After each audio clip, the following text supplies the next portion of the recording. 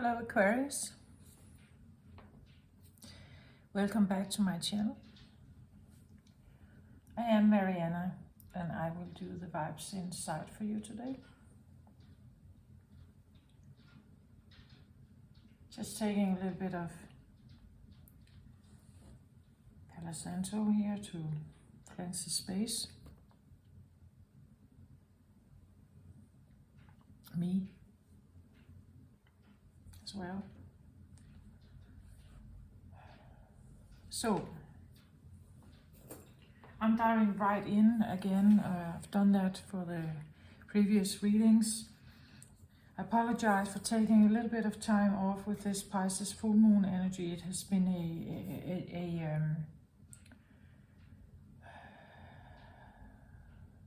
an energy that really wants to transform something, that really wants to end something. I had to take a little time to just process those energies. With Mercury retrograde right now, it can bring up stuff from the past as well. Take your time to really just figure out how to, if there's something that really needs to stop or end in your life, right? The Pisces energy is like this. It's the 12th house. It's the last zodiac. It represents, you could say, the last part of life, elderly life, like the last period of time you have before transition, before dying, or before ending something to rebirth something with the Aries energy that comes right after, right? It's like there's this time of like a wrapping up a year, perhaps, right? Wrapping up the last year.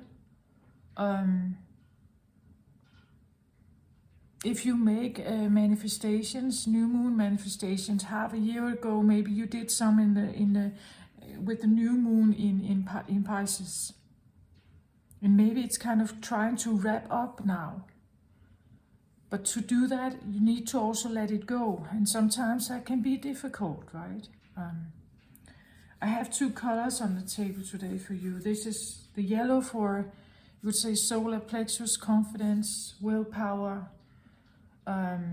go-getter energy, knowing what you want and kind of go for it, right? The confidence center. Personal power we have here,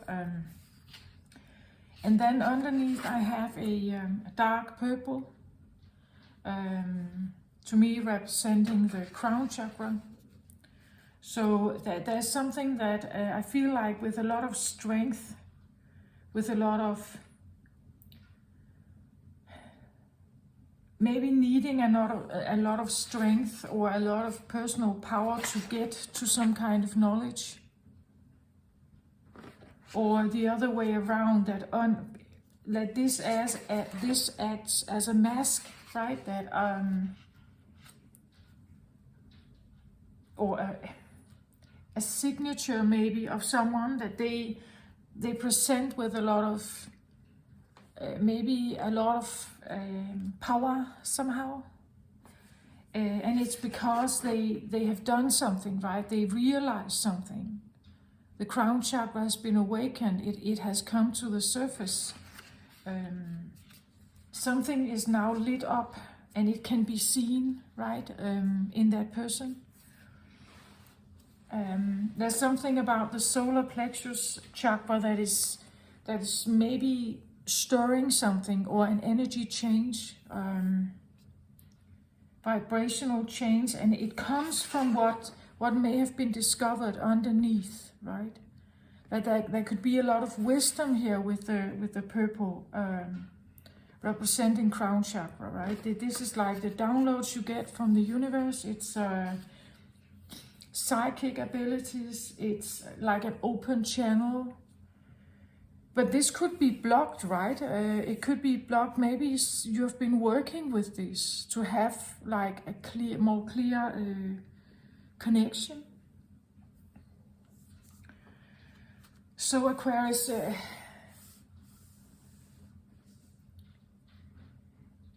and actually the yellow and the purple are contradictory colors, right? It's like if you take these two colors, these are the colors that highlight each other most, as you can have it with red and green, with blue and orange. So this is a prime color, this is a secondary color.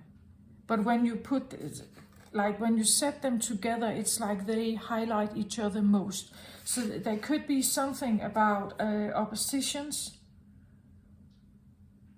but also maybe realizing how these oppositions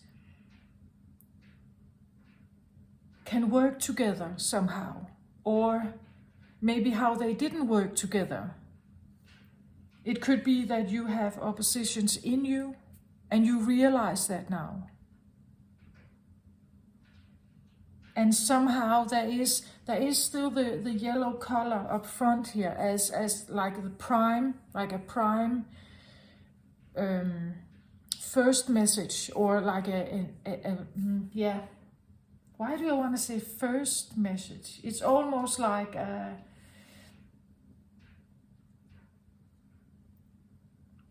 it's like something needs to be said first, and it requires willpower. It requires confidence, right, to do that.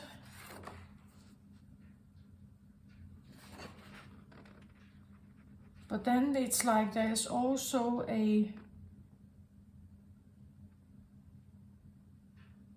it's almost like I have to say this for the higher good of something. Purple crown chakra, open crown chakra, balanced crown chakra is like, that could be like divine messages. It's like for a greater good, something needs to be said or done.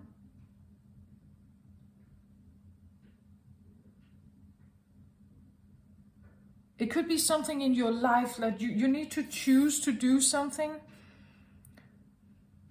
that is your choice, your will, your decision, and you do it for the greater good of something.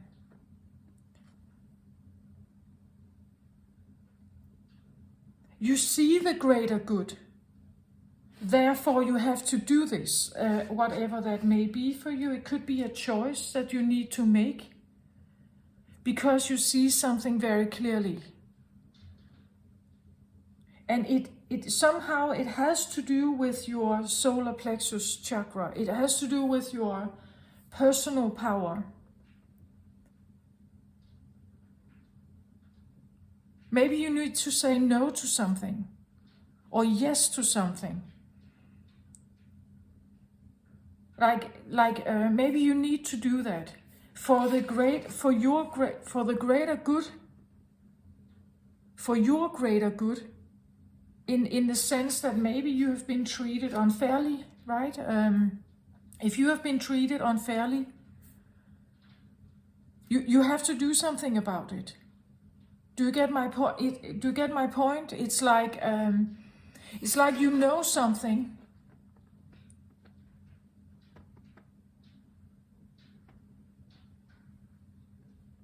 And Aquarius is sometimes seen as, well, 11th house of groups. It's something about seeing more than just yourself. It's like seeing the greater good of a group, maybe. So Aquarius can be very good at actually seeing what could be beneficial for a group, but maybe not necessarily looking at yourself all the time. Maybe you do, maybe you don't, right? But maybe it could be that you see yourself in the group, and to benefit the entire group, this could be good, right? But what you may have to say here, the first message requires something. It requires steadfastness, a steadfast footing, grounding, or yeah, I get the impression of needing to like stress something, or not be what needs to come forward here is something that it requires a solid and strong approach, something that cannot just be unstable somehow. It has to be very stable for the greater good of a group maybe, or a family or something, but it needs to be set, and it requires for you to be very solid in it. That's what I feel like.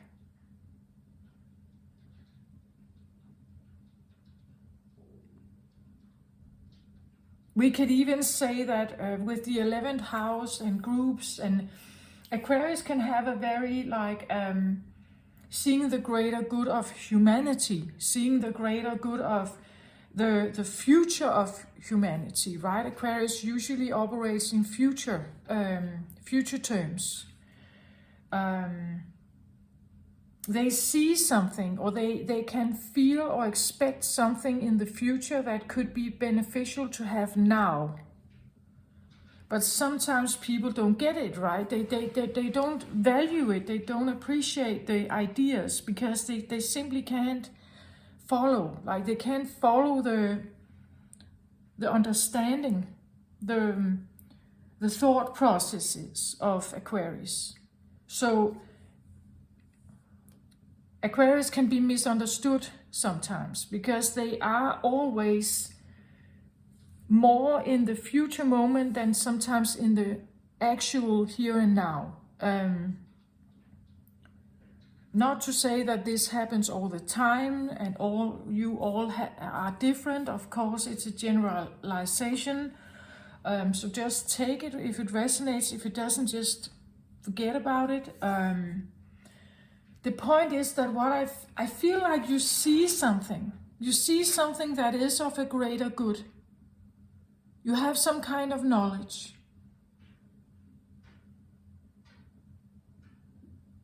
And for that to be implemented somehow, you need to say something here. You need to say something, but what you have to say requires stamina, right? It requires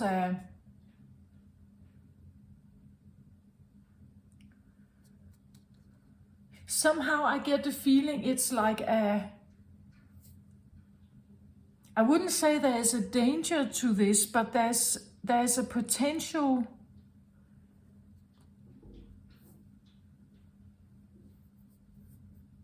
loss, maybe. You see something could change for the greater good. You want to present something, but there's something that is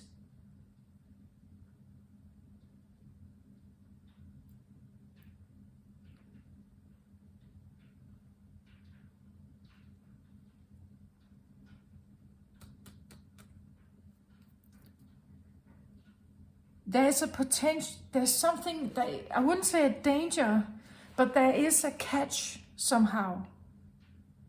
We could even say that this represents Aquarius, air energy, crown chakra, right? This potentially representing your opposite, Leo energy, fire, right? Maybe you're dealing with a Leo, or what you are about to do requires Leo energy, strength, stamina, fire, right? A torch, right? You're willing to go forward with your thoughts. You're really willing to go forward with your opinion, and you won't budge in it, right? Leos don't budge. Like they're the kings, right? Of the animal kingdom. They are the leader. Interesting, because I see actually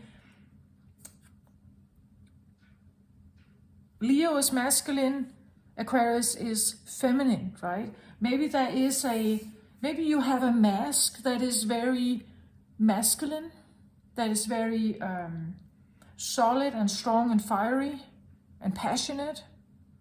But underneath it all, you actually have Aquarius,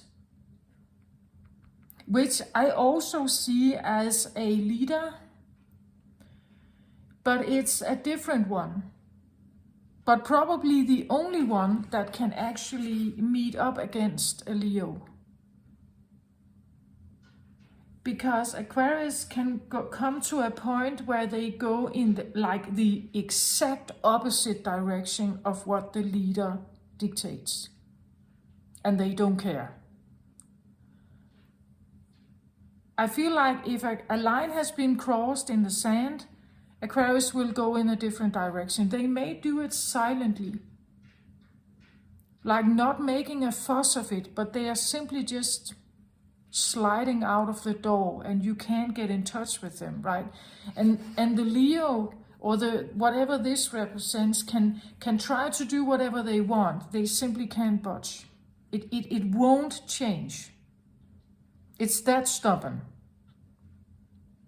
But I feel like this is only activated if the line has been crossed, like literally crossed.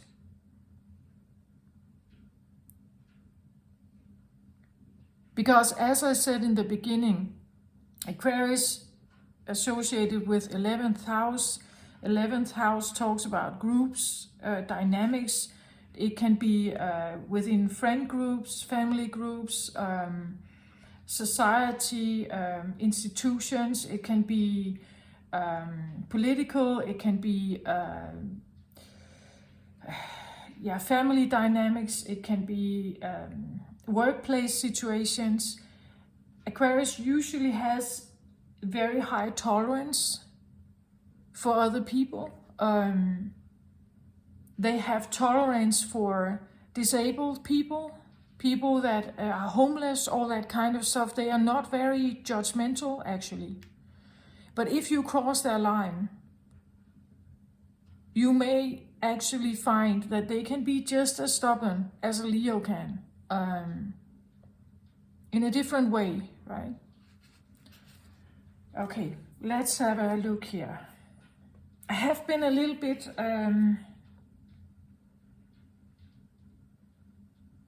I've taken a few days to I felt like I should wrap up like the Pisces energy for me somehow before I could continue with my readings. And Aquarius, it was your time. You were up as the next reading. But there's something that just feels like it's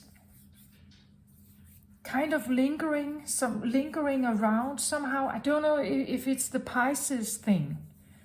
Pisces is also very crown chakra oriented, very psychic, right? But it's a water sign. I just get the feeling that there's something here that I can't just... Usually, Aquarius, your readings are very like direct to the point, right? There's a lot of clarity with, and very, very strong opinions. Like very to the point, kind of just, this is the message. Today it feels like there's something...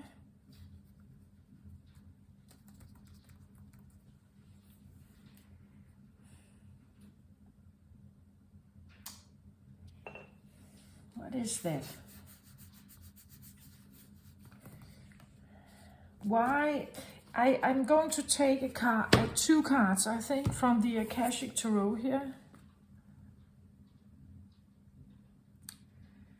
Um, and I want to take from the Akashic Tarot because Mercury is retrograding, and that could be something from the past or from previous experiences that may come up here. I just feel like there's an interference here, some kind of interference with whatever this is. But that could actually be it.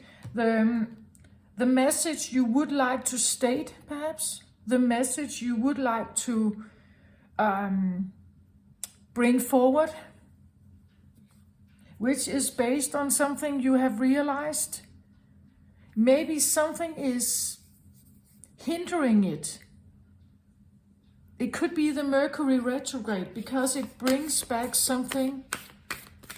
We could even say that this is, if this is a journey you have been on, you're working on your confidence. You're working to, like, building up more confidence, more personal power. You want to be able to show that to the world. And now it's like something is intervening here. It's like something is coming back, or something is, I feel like it's kind of, yeah. I get the feeling it's this Mercury retrograde. The Mercury retrograde is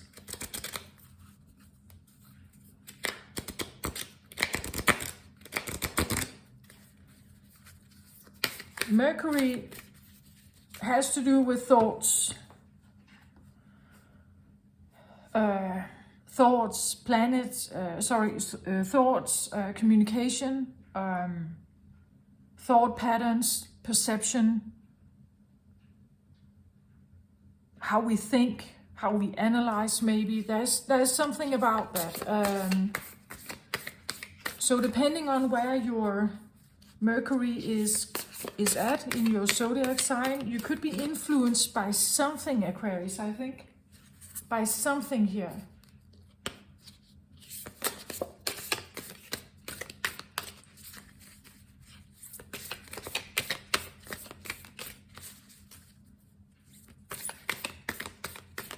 Yeah, the shuffling is off to me. It feels clumsy. Clumsy.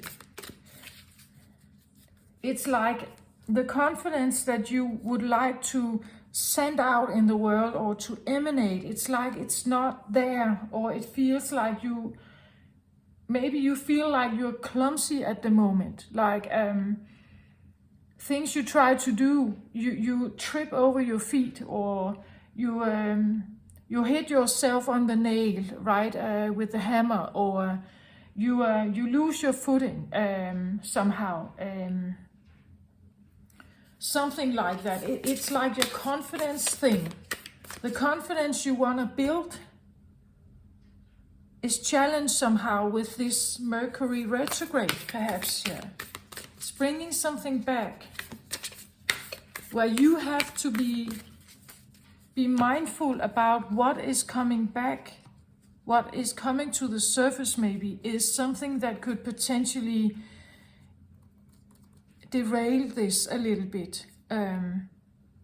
So keep your eyes on the prize. If this is what you're trying to build, you keep your eyes on that. Even though something is surfacing, or you meet people from the past that suddenly make you like second guess something, or you realize, or you see yourself stumble somehow, stumble over your words perhaps. Mercury retrograde can do that as well. Stumble over your words, like you can't seem to find the right words. I even get stutter, like maybe you suddenly stutter again, or again. Maybe you have been stuttering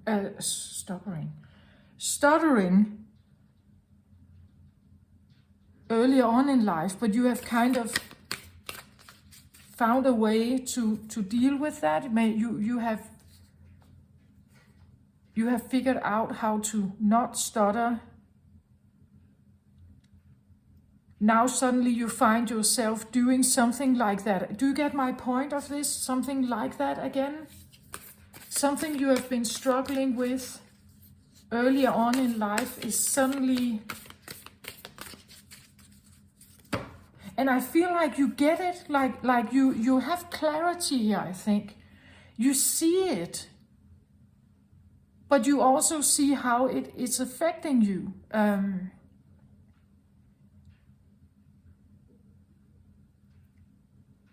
there is a first message, I feel like, a first message that you have to keep your eye on, right? You have to keep your eye on this. Mercury is retrograding until the start of October. I believe it's the 2nd October. And there is a possibility of backdropping, or of kind of slipping back into old stuff, unless you keep your eye on your price here. What it is you want to achieve. Be mindful about that, right? That something from the past is not supposed to take over again.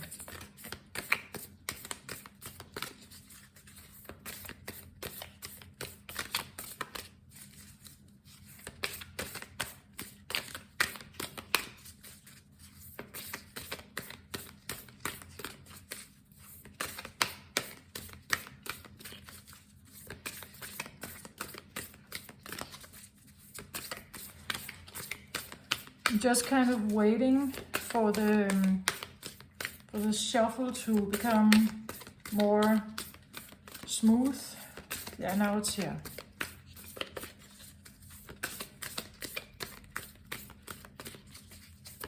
Okay, let's have a look. I need 2 cards.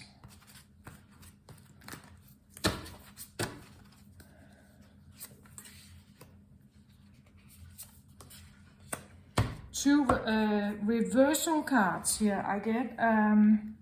The Buddha prepares, reversed. That makes sense, right? Like the Buddha is someone who can sit, I want to say, almost within any kind of situation and still keeping calm, right? Because he holds a certain energy here. Look at the yellow, right?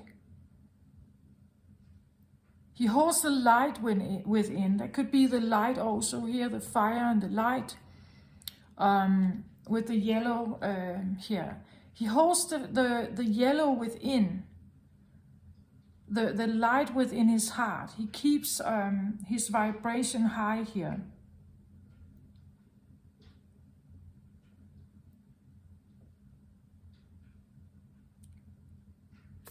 He's not allowing himself to be affected by the world around him necessarily. And what people choose to do, it's not really affecting him much. But this came out in reverse, right?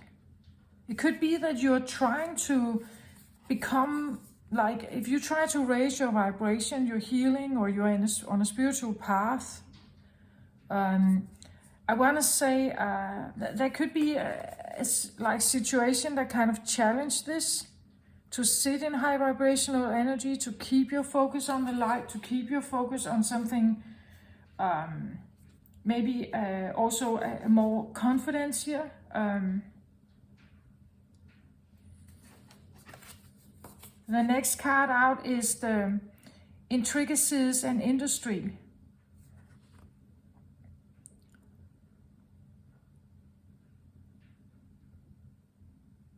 Came out reversed also, 7 of Scrolls.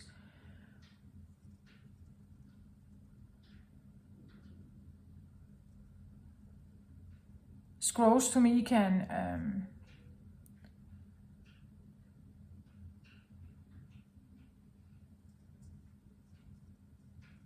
well, it can talk about, I want to say,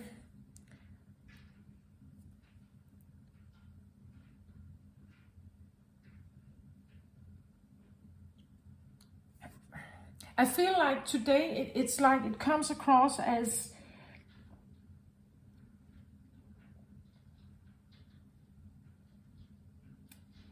buildings, houses, churches. I even want to say locations, places you have been living.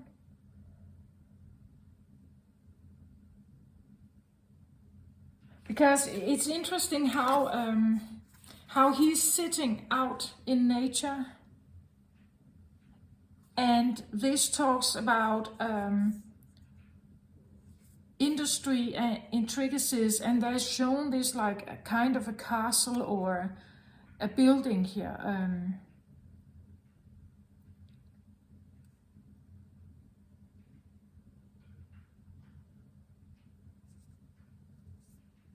But I see it a little bit like it's almost like he has it's not complete, right? That something has fallen down.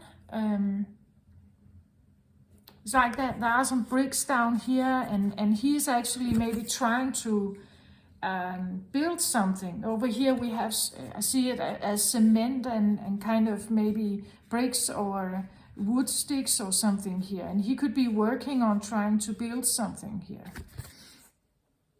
I get the feeling of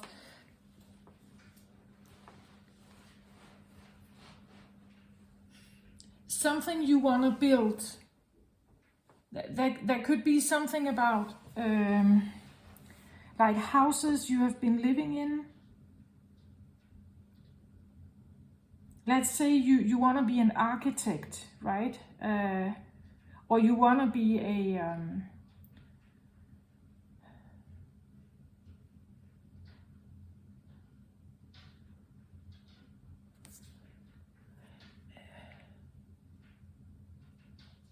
I get something about mending also, like mending something.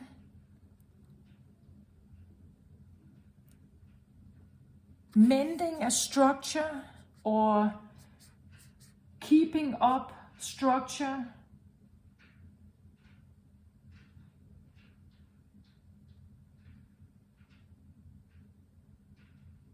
But it is almost like, yeah, like keeping up a structure. But it's like the walls keep falling down. Do you get the point? Like it's so someone is always working to kind of build up a shelter, you could say, a protection. Houses act like that, right? They are our homes, yes, but they also are this, you could say, like a cave, or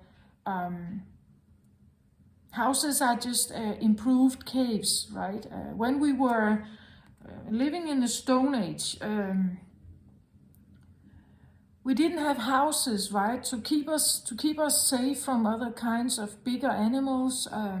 We usually climbed trees or somehow found shelter in some kind of cave, or we were digging holes or places in the soil, in the earth, to somehow create a little room or something where we could hide, or where we could seek shelter from rain or snow or wind. Something that could protect us a little bit, right? Something that could yeah, and we could hide from bigger, maybe dangerous animals. We could hide our food or our what we have gathered during the day. And I see this like he's trying to build up something here, a kind of protection or something. It could be the feeling that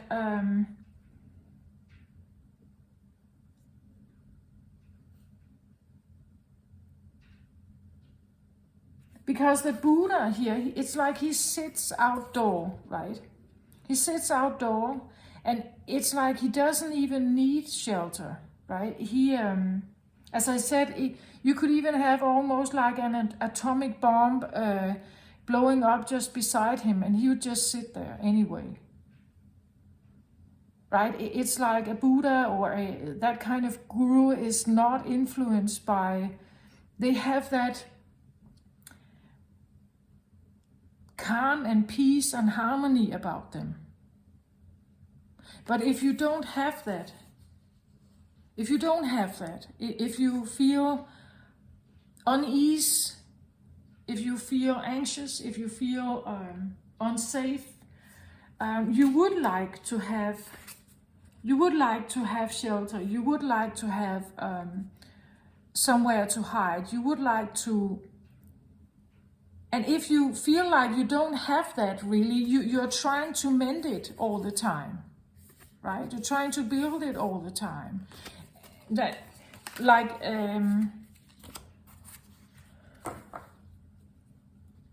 that could be maybe what is kind of, as I said, it's like there's something here that I can't, it's like I can't touch it. It's something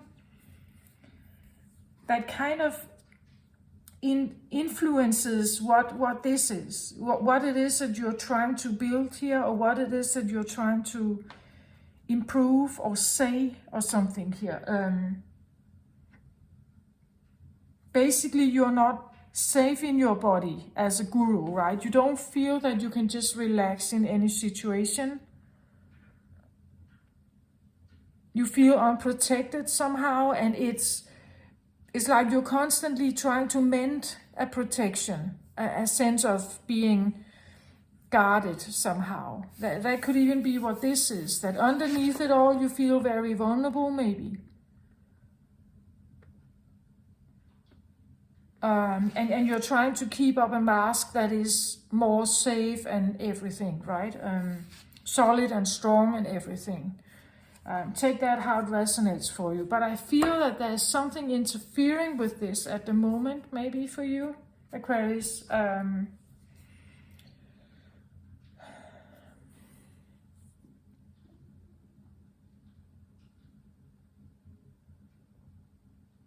I think that there is a feeling that you would like to be solid and strong and have everything together and fierce and confident and brave and everything.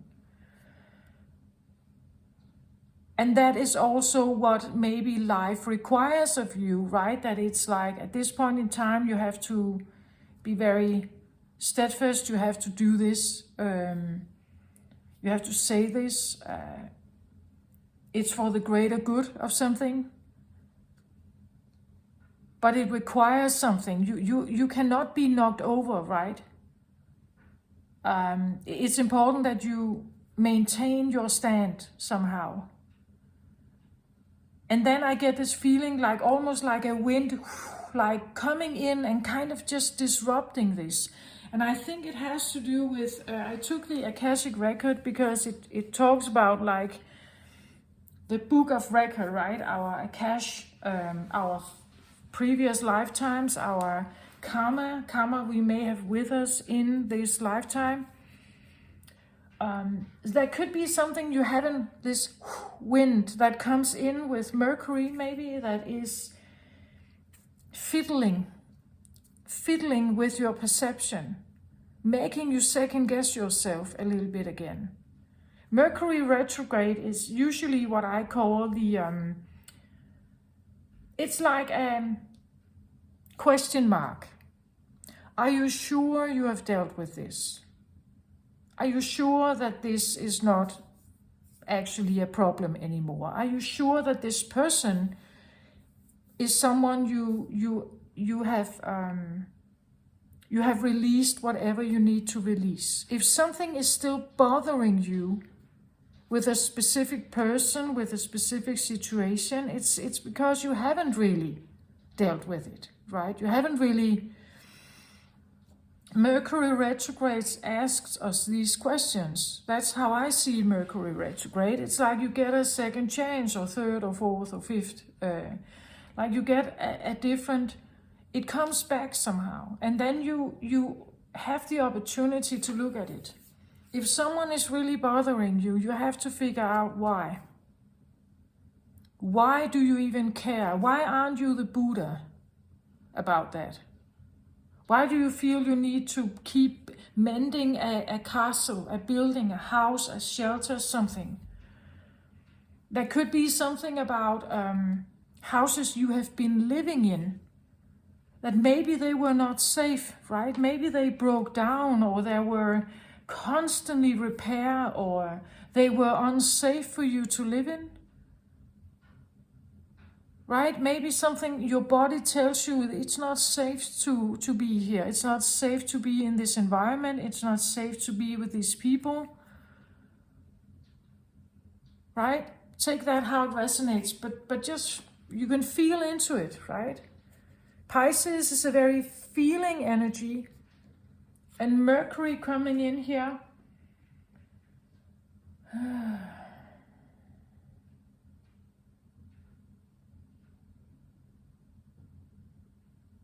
Can't even remember. Mercury, is it Taurus? Mercury in Taurus. Which also makes sense, because Taurus energy is very much about safety, security, money, having your needs met, being able to pay the bills, stuff like that. So that there is some kind of theme that I feel like it's like this, like a wind that comes in and kind of just, maybe just, you know, like shakes you a little bit here in whatever confidence you may feel you have.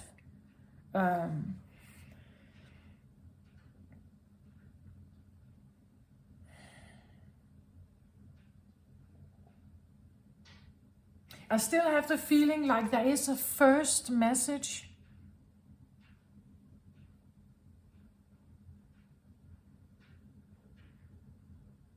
And a second.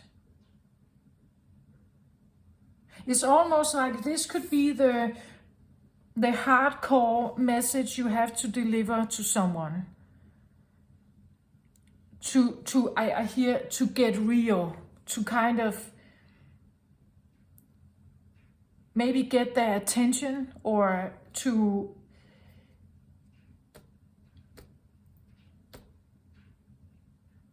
be very clear about something. And if they choose to actually respond and listen, then you can deliver the next one, right? It's something like that. But there is a first message that kind of,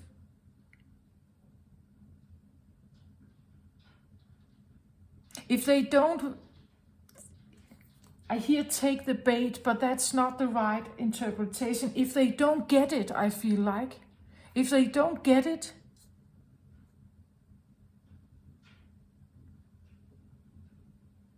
they will also not understand the next, right? If they don't get it,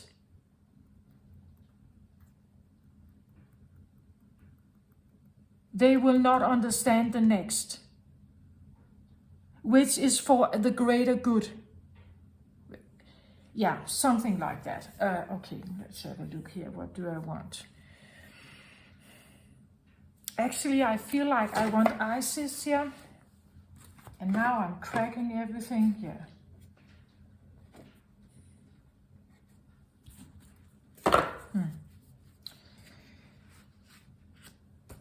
So Isis is my confidence queen, right? She is very very confident, very strong, very powerful. She's a queen of fire. But she's also what we call the great mother. She has a lot of nurture, a lot of care, a lot of. But I want to say, if you cross her line, she can become extremely fierce. So somehow I get the feeling that there's something you want to deliver here as a first message to someone, maybe. It could even just be the idea that you have to say no to something. And they have to understand who you're talking to, they have to understand it, right?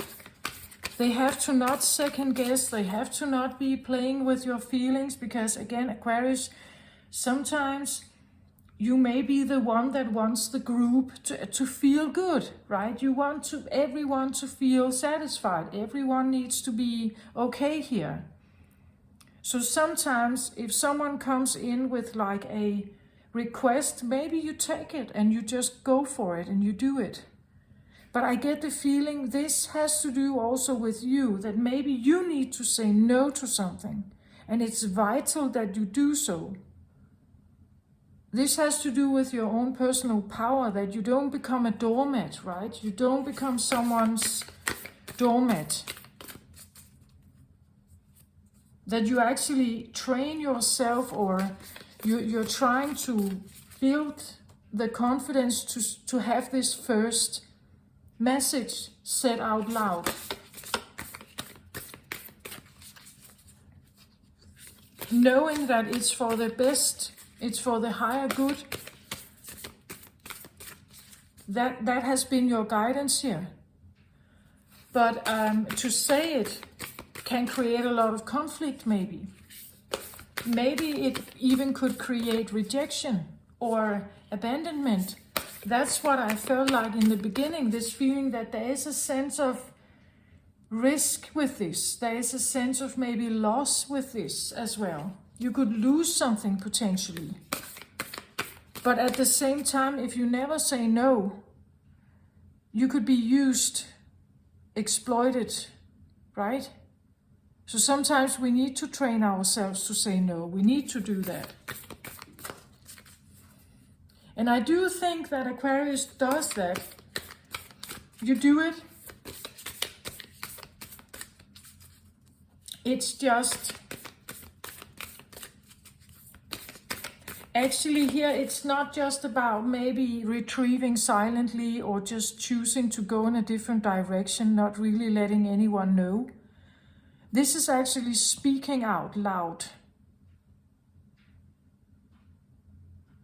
With persuasion, with fierceness, with confidence and bravery, and just say no, perhaps, right? If this makes sense to you. So let's have a look here, Isis. Okay, so I get a lot of cards, but the first one here is called Divine Sisterhood, Community of the Spiritual Sisters and Brothers of Light. Oh, this is very dark.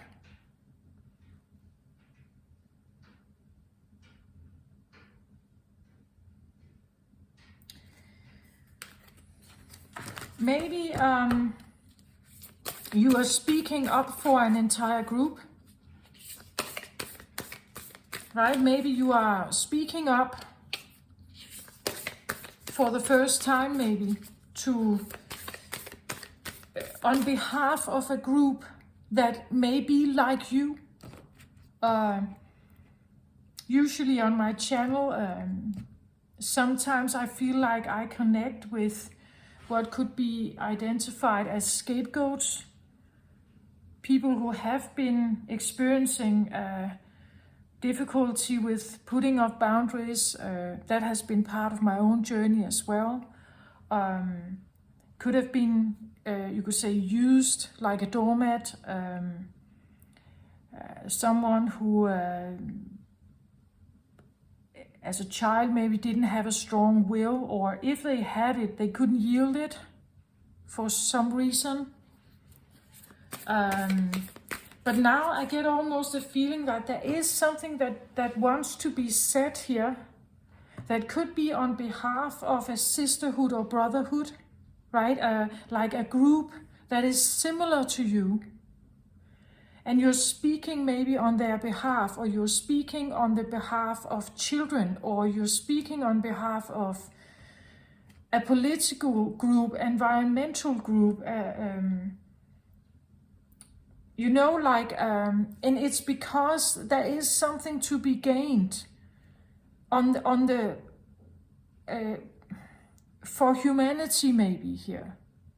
But to speak this out loud can require stress, perhaps. It can require, as I said, abandonment, loss. It can require being rejected, right? But I get also the feeling it has to be said. it has to be done. Right? It has to be done.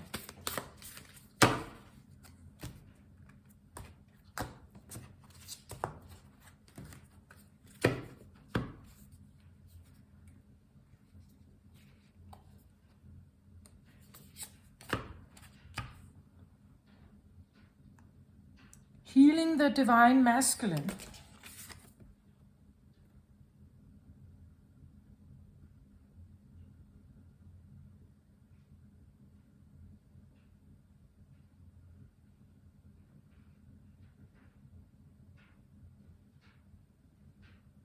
Healing the divine masculine.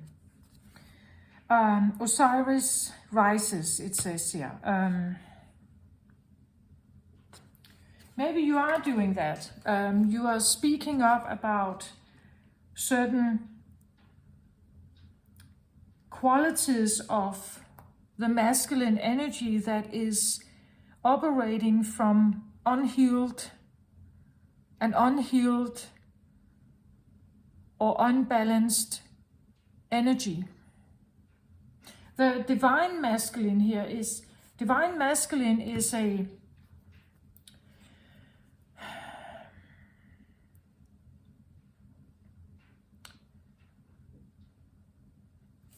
divine masculine has a lot of power, right? It has a lot of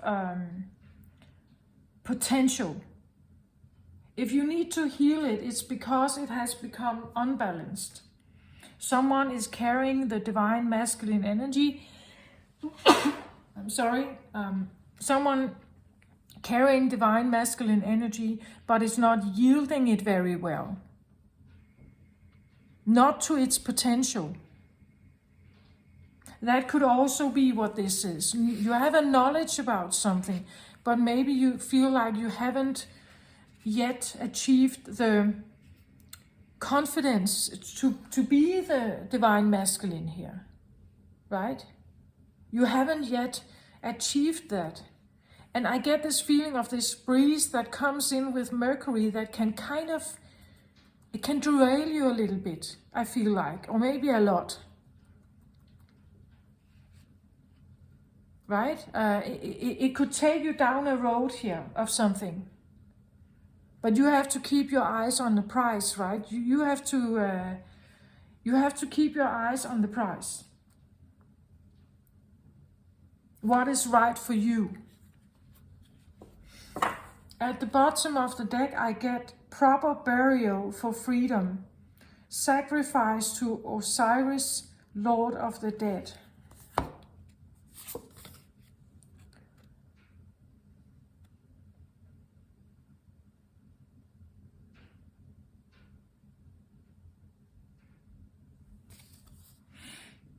Proper burial for freedom.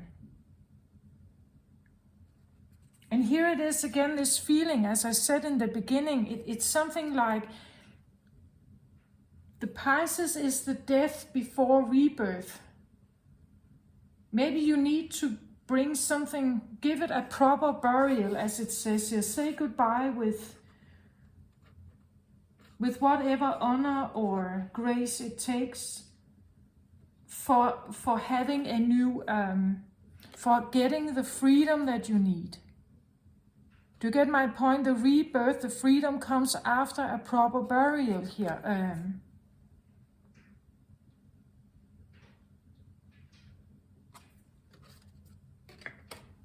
And both cards actually talks about Osiris. So we're definitely having a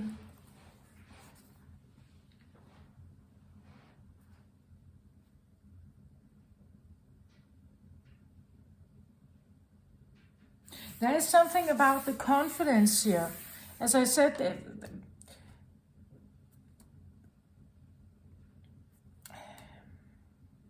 we could talk about, as I said, the oppositional things about the colors and so.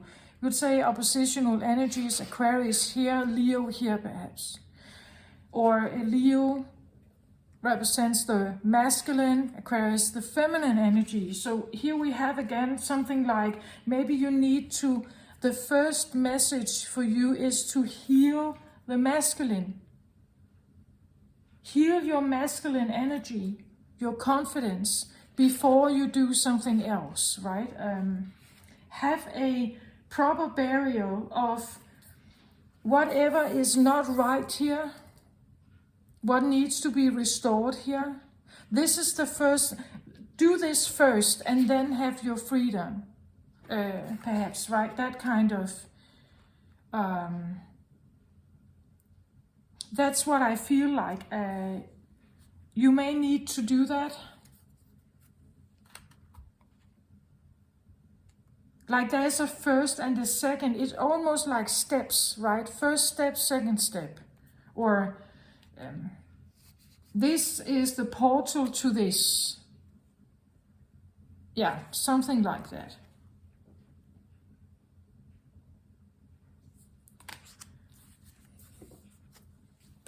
So there's something about the confidence here, the masculine energy that needs to be addressed first, or needs to be built and even spoken maybe. And when you speak, you say no, or you say, I don't want to do that, I want to go in this direction, this is not what I want anymore, I'm going in a different direction, I get a new job, I make a new lifestyle. You do this first and then you get a clarity, then you get your freedom, right? That kind of feeling.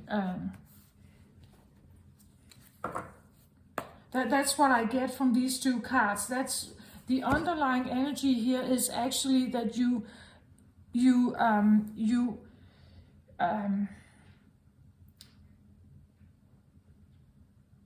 finish something before something else. You finish the burial here, the goodbye to something, to have your freedom. Sometimes we have to say goodbye to something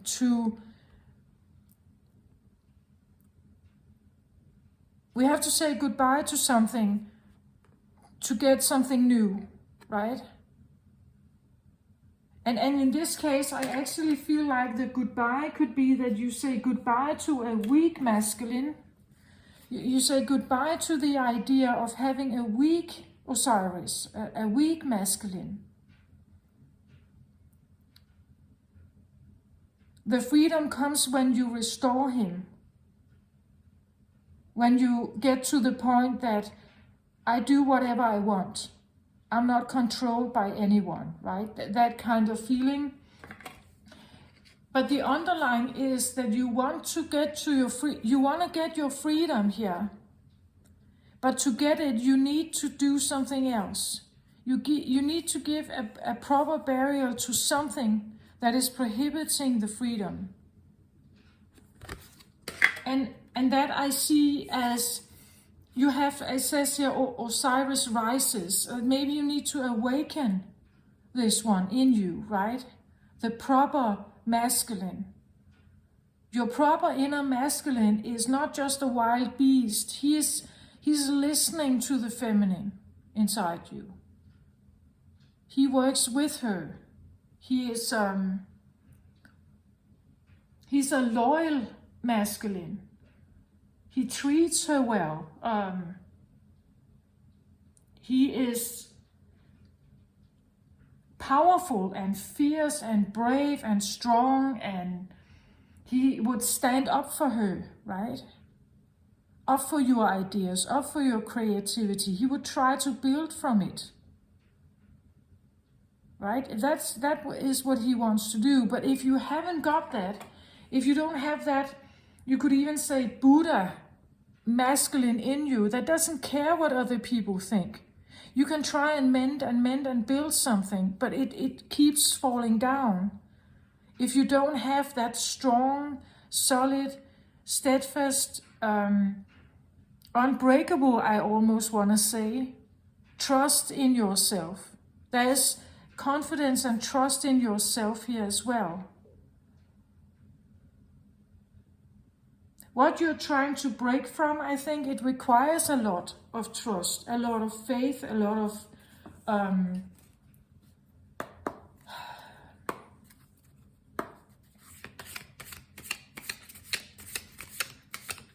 requires the eccentric, maybe, Aquarius, right? The eccentric part of you to step more forward and not second guess yourself. Because you have something. You have something that is the freedom you're searching for comes with him. But he has to become brave enough to step forward, not hiding in the shadows, right? The healing of the divine masculine, the rising of divine masculine in you, I want to say, Aquarius, is probably important for you to have the stamina to go and get what you want. And now I had a flyer here. This is the 10 of Pentacles, which also talks about like abundance. Finding the treasure, right? With all the money and the safety and everything you want. But to have that, you need to have him as well, right? You need to have him as well. He's your protector, your builder. He is the one that is fierce and strong and the warrior also, you could say, right? He won't bow down like that. He would not just hop down the throne and allow someone else to take over, right? He would fight for the throne, right? He would not give in like that. Osiris was Isis' husband, and he was king. So he is a leader. And he is strong, and he is fierce, and he's brave, and he's talented, and you need him to stand up against the crowd, perhaps. Especially if you want to bring something forward that is for the greater good of like a bigger dynamic that you're involved in, maybe. Then you have to have him, right? Somehow, or to imagine him, right? You have to imagine him in you.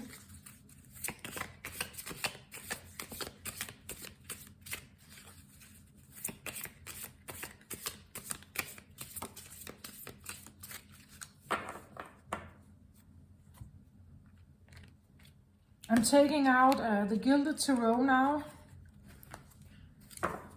to this is the books, because I use new cards. So just to show you. So how do I want to put those cards, please?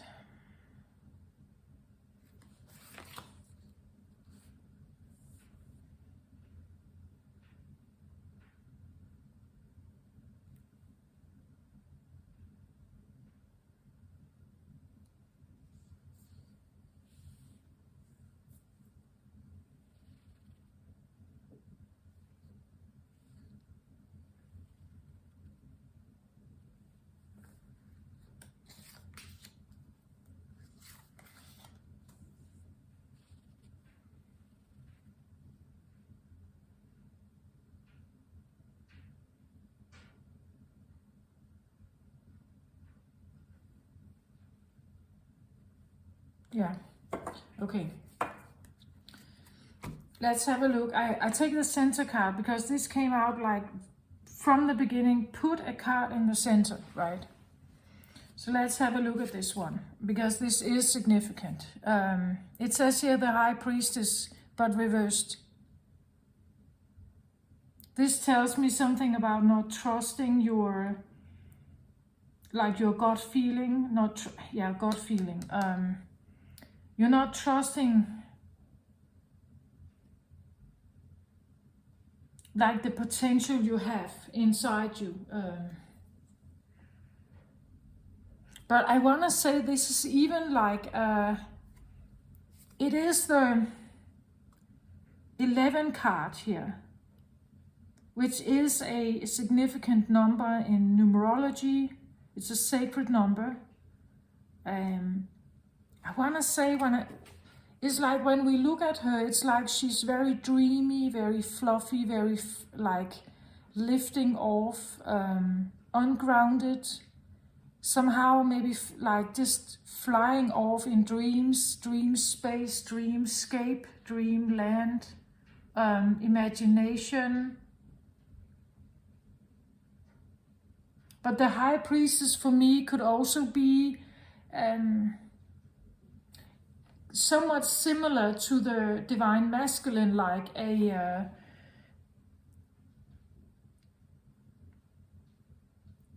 it could be an awakened feminine here, right? And someone who is healing, acquiring and learning different arts, psychic abilities, learning about all kinds. She could be like witchcraft here, right? She could be into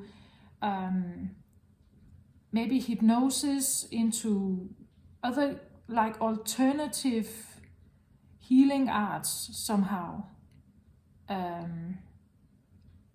She came out in reverse, and I think it's like she's not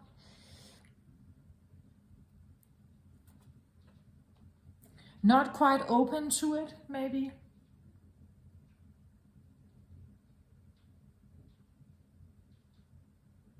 It's almost like when I see her, it's like I get a little bit like if you need to hear the masculine here, maybe it's because the feminine is also not healed.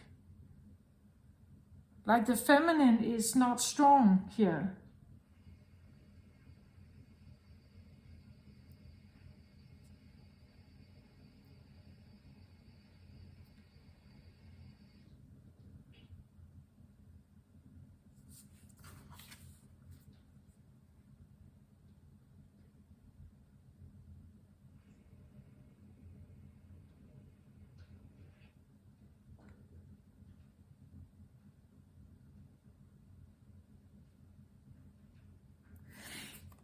I get, there's something about like lifting off, like when we see her like this, it's like she's flying, lifting off somehow. I get almost like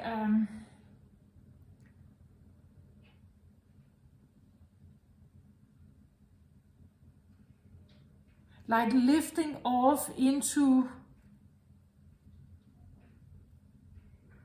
dream space or something like that, into imagination or into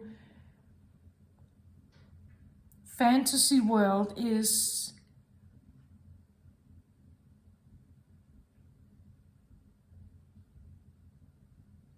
it could even be like the feeling that you fear success, like she came out reversed here. So this idea of lifting off, taking off as a High Priestess, literally announcing to your friends, to your family, to everyone that I'm not into normal stuff. Maybe I'm into esoteric world, I'm into healing, I'm into like quantum physics, I'm into all kinds of more psychic abilities. This is who I am, right? This idea of lifting off as a High Priestess, announcing it to everyone you know, on Facebook and everywhere, you tell everyone. I get this feeling that lift off that you may want to have or you would like to have, it's like you're not doing it somehow.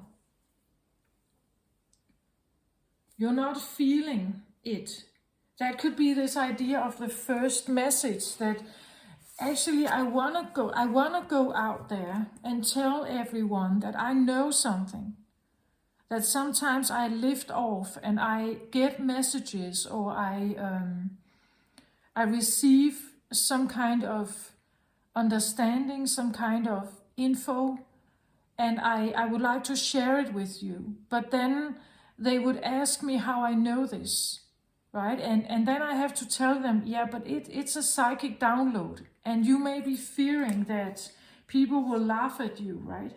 Or it's like you don't have the confidence to do that, or even just to bring out the message that I'm a psychic, right? I'm a psychic, I get messages, this is how I want to live my life. But I get the feeling you're not doing it. It could even be, as I said, fear of success. What if lifting off is somehow unsafe? Here we could say something about starting a business, lifting off. This could be translated as starting something, right? Starting something. The lift off of being a high priestess, right, could be like, I want to live as a yoga instructor in Bali, or I want to become a Reiki healer and live from that. That is going to be my new occupation. This is going to be my lift off into maybe freedom here. Into the freedom you're looking for, a different lifestyle, a different way of thinking, that the only way I can earn money maybe is by being doing a ordinary, well-established job in society, something that is recognized and appreciated by society, to do something different, not ordinary, something eccentric maybe in other people's eyes. You still need confidence to do that, right? And if you feel you don't have that, it feels unsafe to make that jump. It feels unsafe to risk whatever you have currently and make this leap of faith, right? I want to look at the card on the left here, because, and it's further down, you see, it's like, it could be the feeling of descending and ascending. So in worst case scenario, if you're not doing this and you're not healing your masculine here, you probably come to where you have been before. I get like the feeling that kind of maybe triggered everything, why you even got yourself into some kind of this stuff in the first place, why you didn't stay where you were to begin with. So let's have a look at what this is here. I get again a reverse card, the moon reversed.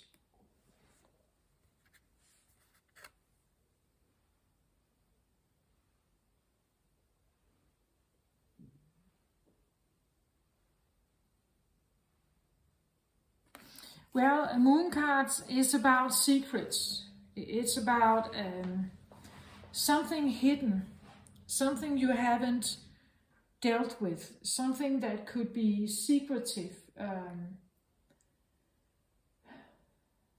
something that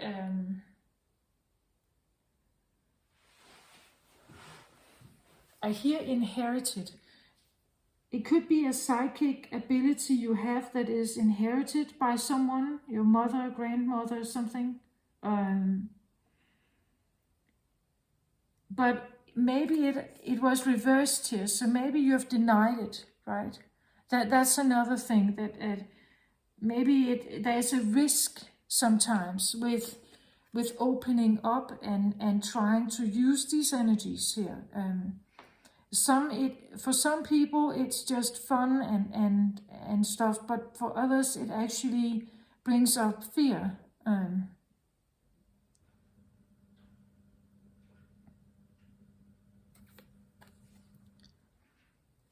Today, the moon energy can also represent like your subconscious. It could represent the unknown, right? Something you haven't realized, something you haven't understood about yourself. So the moon in itself represents darkness, right? It represents something that that can be uneasy to detect. You can't see clearly in the dark. So whatever has been going on with the moon energy, it's something that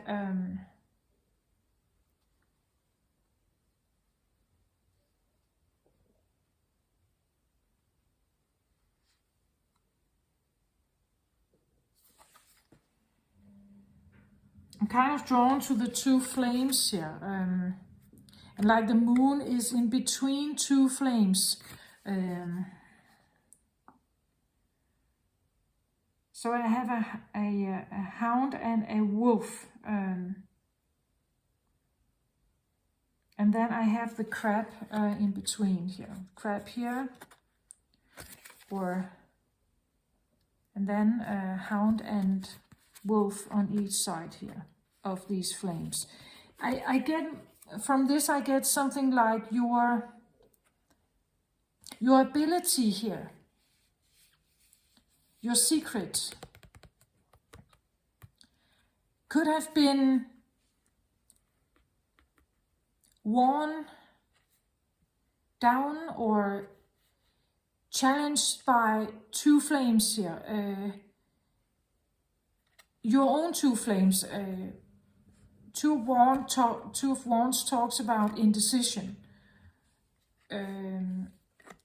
We could also talk about two different egos. Like there could be, you could have felt the pressure of from other people here around you, not to expose whatever secret there is here, right? Again, as I said, it could be inherited. Maybe you have some psychic abilities that have been inherited through generations, but they have never been, or for many, many, many years not, or maybe centuries, haven't been shared, talked about. Maybe you have no training.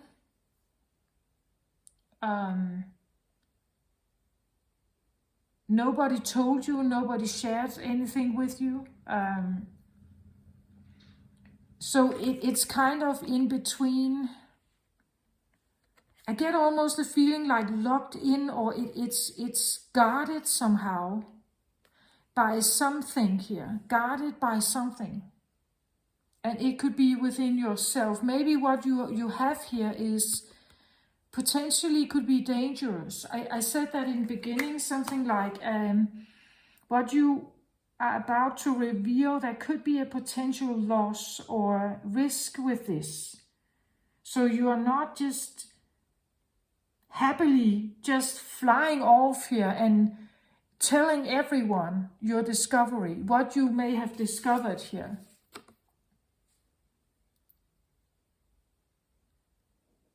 It is reversed, so I feel like it's whatever has been a secret is maybe not that much of a secret anymore. You have unraveled something. But I said that in the beginning also. It's like you know something here. For the greater good of something, you know. What you have here is something that potentially could be for the greater good of something. Some kind of group dynamic here. But it requires for you to, like,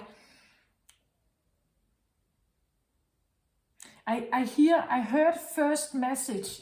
It's almost like,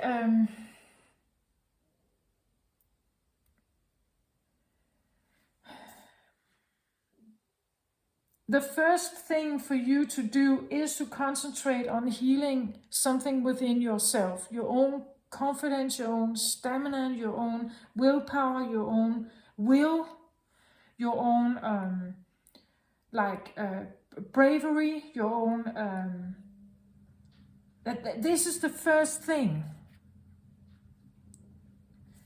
But I even want to say it could go as far as this talks about the first message between you and someone else. That maybe you're the one who needs to speak up first about something.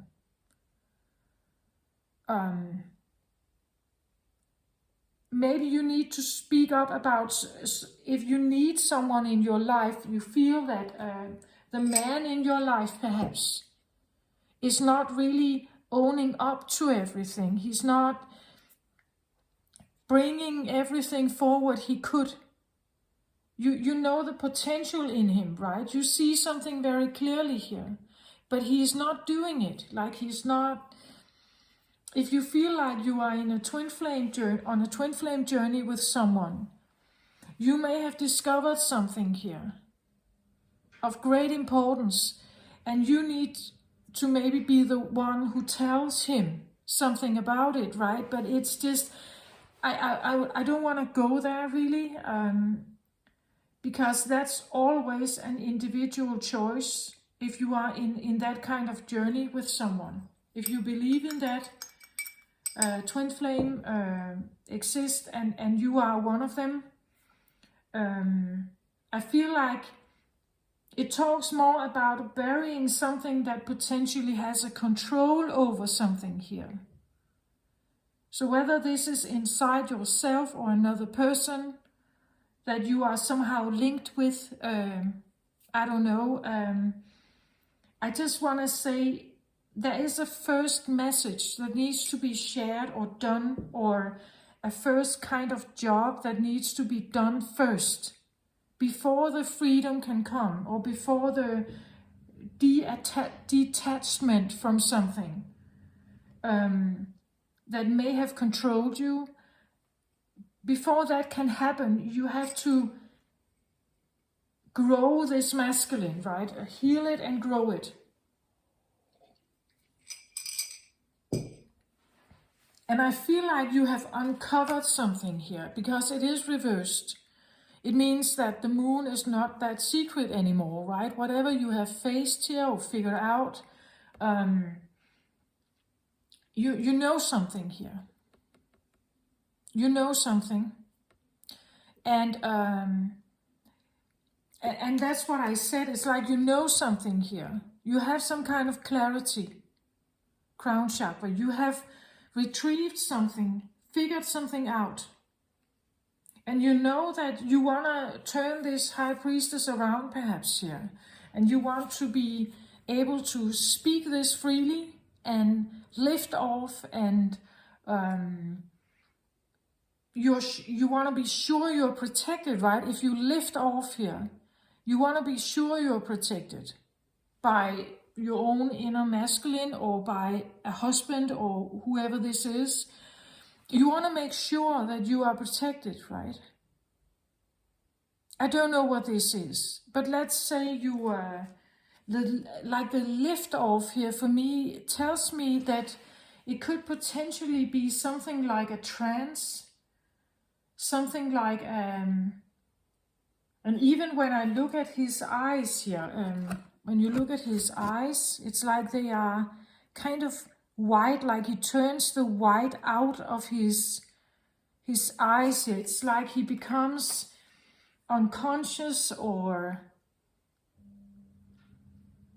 if, let's say, if you know I don't know why I think about this, but it's like the feeling of a lift off means to me that you lose footing. It's like you lose the footing or the groundedness that Earth normally gives you, right? I want to say Aquarius is usually not very grounded. You are usually a bit, you can easily lift off actually. And to lift off means that if I lift off, I'm not very grounded. I could stumble, right? I could fall over my feet. I could fall down the stairs. I could do something reckless, because I'm actually not really that earthed. I don't have my roots deeply grounded in the earth. This could even be something like if you drink too much, right? You become someone who is not grounded, who's easily taken out of a grounded situation. It could be the feeling that you become very eccentric. You follow a hunch of something. And when you do that, it's like you lose your time, right? You don't eat, you don't sleep, you just do this, you follow this idea, right? Right, and you follow it, and you don't care if you don't shave, or you don't take a bath, or you know, like an Einstein person, right, or something. It's you become so absorbed in something, and when you do that, it's like losing the footing, right? And when we lose the footing, we need someone, right, to draw us back. We need something, or someone to draw us back in, to protect us, right? Whatever is happening here, it's something that where you feel like I can't do this unless I have this. We could even say the lift off here could even be the lift off into freedom, but I can't do it without him, right? Here. I can't do it without him. I don't trust myself here to lift off into freedom, whatever that is. Let's have a look at the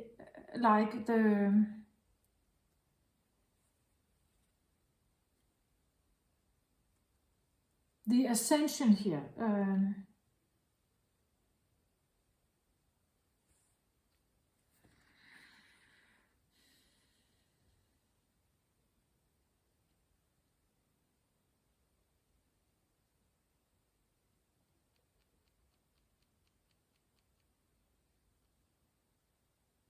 I get the feeling it's almost like the moon card kind of relates to the proper burial of something, to reach freedom. You need to sacrifice something to get to your freedom. And what you need to sacrifice is maybe feeling of weakness, right? That feeling weak means that you can't become big. You can't wear a crown. You can't be brave and strong and everything. Maybe you need to sacrifice that belief to own the fact that I can be powerful. I can have this in my life. So there's something about that. And I just feel like this wisp of wind from Mercury could bring you a bit out of balance here.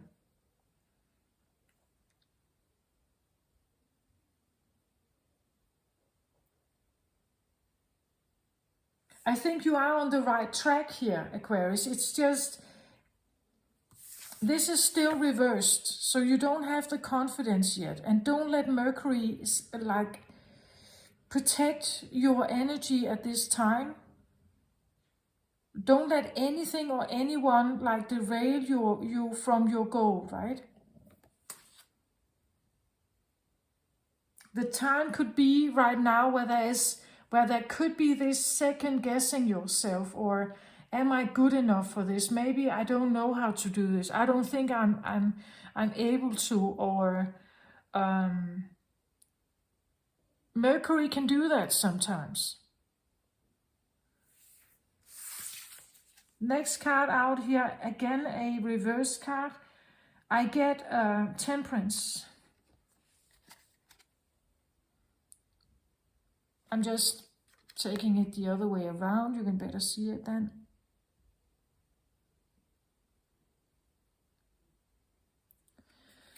Temperance card is Major Arcana. Actually, I only have Major Arcanas here. The High Priestess, Moon card, and Temperance. So I feel like there's something at stake here. You have gotten yourself quite along. You are in the Major Arcanas, meaning that you're dealing with some of the last, you could say, parts of a cycle in your life. Not quite there yet. We don't have the World card here, but you are dealing with something, and you have come quite far. But I have said that already. You know something here. You have learned something. Temperance is what we call divine timing. This is where we have the blending of the water, you could say. Blending of water for me is also about becoming ready, or growing more mature, growing confident enough maybe. The blending of water is the idea of if you have felt uneasy about something, you can, over time, when you approach it, you can maybe figure out not to be that anxious, or you can look at it from many sides. You can have other people talk about their experiences, and then from time to time you hear about it, or you face it, or you look at it, it becomes less and less of a monster, right? It becomes less and less of a difficulty.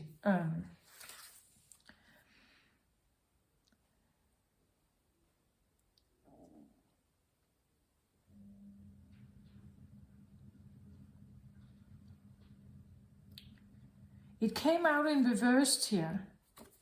I get, Temperance is divine timing, meaning patience, right? It means that you need to have patience, you need to wait. The divine is working behind the scenes to make something happen, to make something to make the right, to have the right opportunities come along for you to heal something, to prepare, to grow, to change perhaps.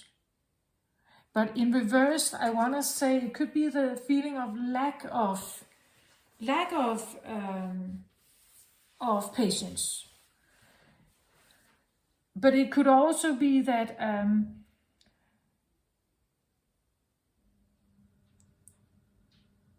patience is not, whatever you're dealing with here, patience is not of the issue. It's what you do here with the feeling you have. The opportunity of healing something inside yourself. This is what you need to focus on. This idea that that time heals all wounds. Yeah, you can do that. So you just need to be patient, or you just need to wait maybe for someone to come back. I'm not sure about that. I don't think that's the case, not when this is reversed here. Waiting is not of the issue. I think that the first message, or the first step that needs to be done is to have a look at this one, whatever this is. Right? Who or what inside you this is. You don't need to wait for someone to come around. You don't need to, you can do this by yourself, or at least maybe it talks about you need to be the one who breaks the ice, maybe. Like you need to become the one who gives the first message.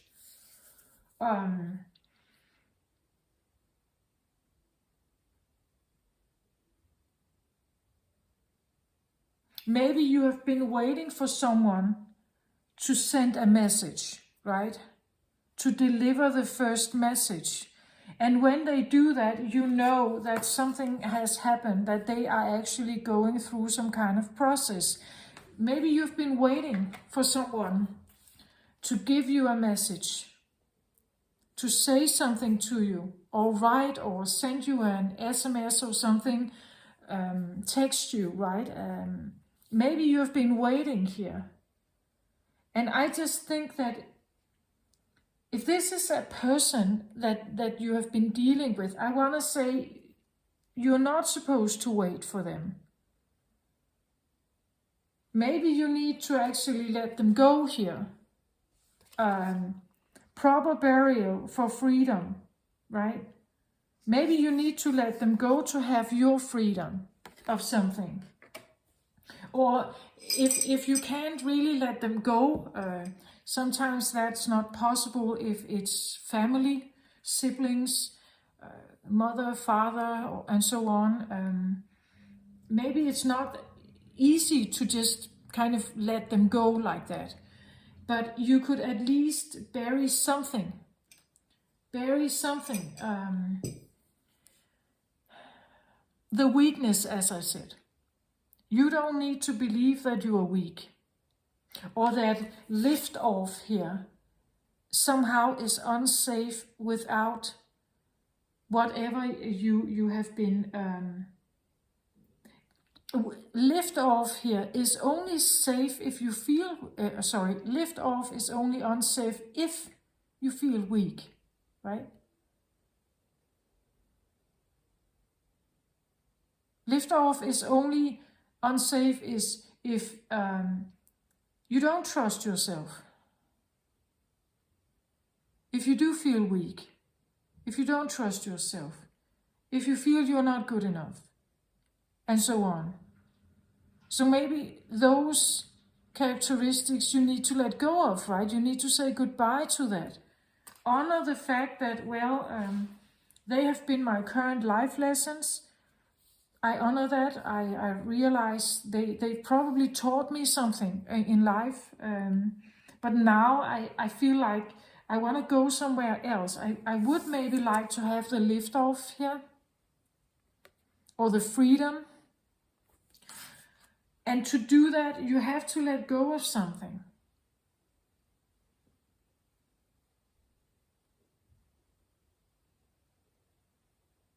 And be prepared to heal for something new, right? Even though you don't know where it brings you, you don't know what the freedom is. You just know it's free.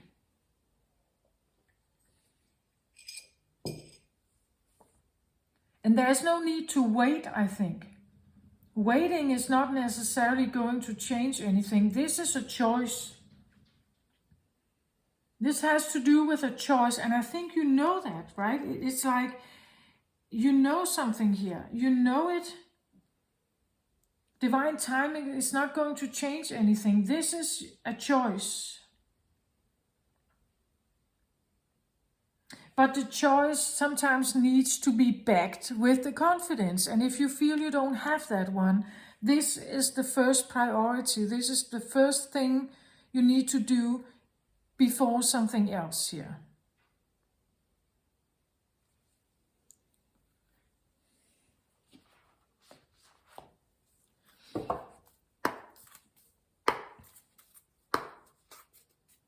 I'm kind of drawn to...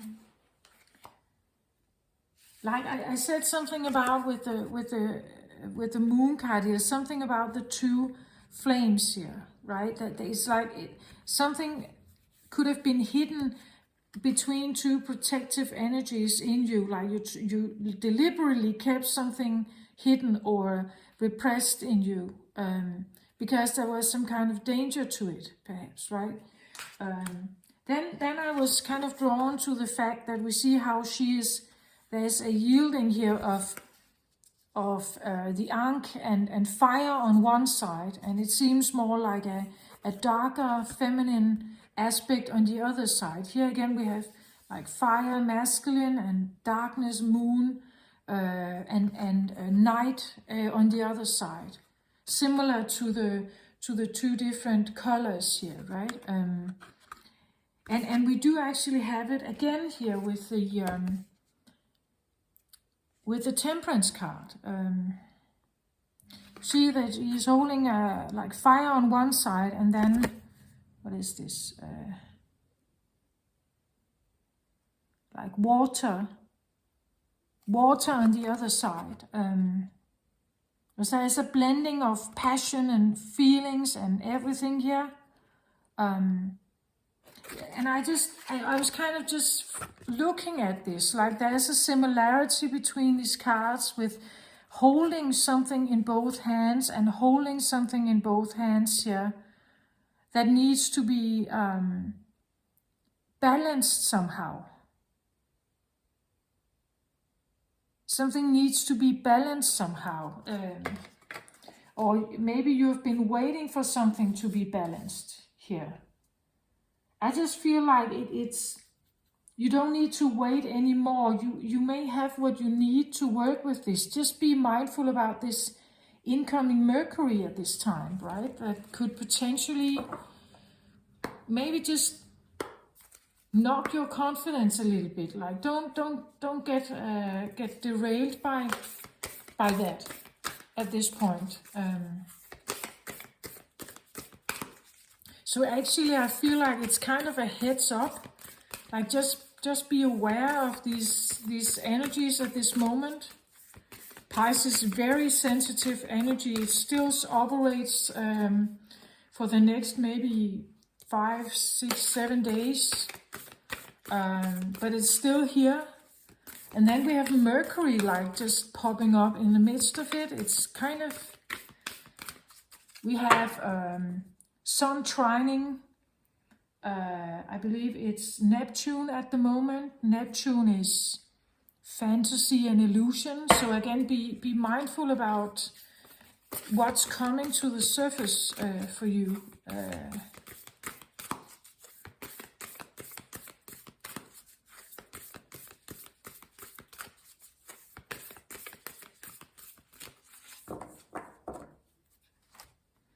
So I take now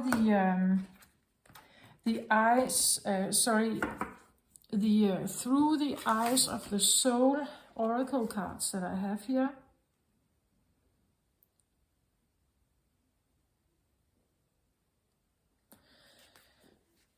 And I want to have a card on what we have down here, I think.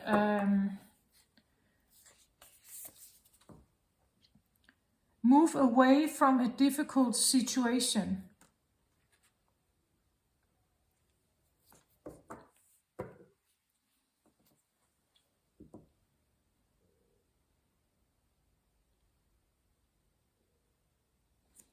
It actually says it all, right? The freedom that potentially can come when you have like done the first step here is that you can move away from a difficult situation. And here we have it. If you move away from a difficult situation, you get some freedom, right?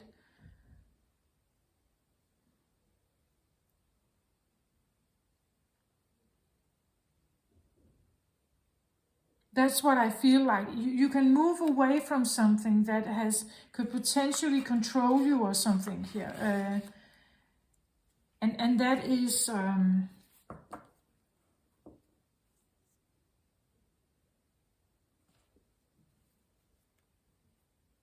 and you do that by healing your inner masculine here.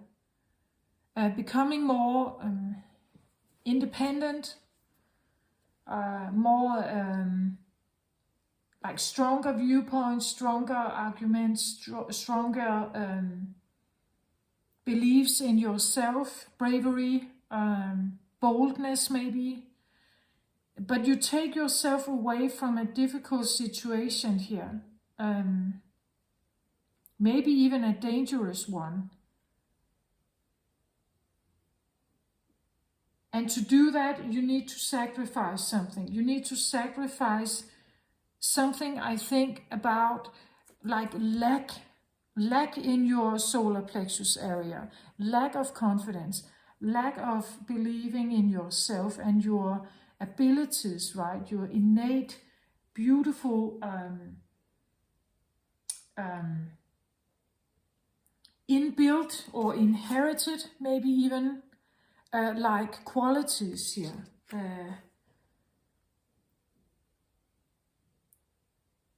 Maybe as kind of eccentric. There is something about like a lift off, like trance state, or even like if you become a medium, you set your own consciousness aside to let spirit talk through you, right? But you have to be sure that can I come back then? What if it stays, right? What if I can't come back? So there could be this feeling of this lift off. I don't feel like I can do that unless I have something here that can protect me, right? Or that can help me to be there for me. It's interesting because Osiris is actually Lord of the Dead, right? So he works in the in-between realm, right? He works in the in-between realm. So there could be something about like trance-like state.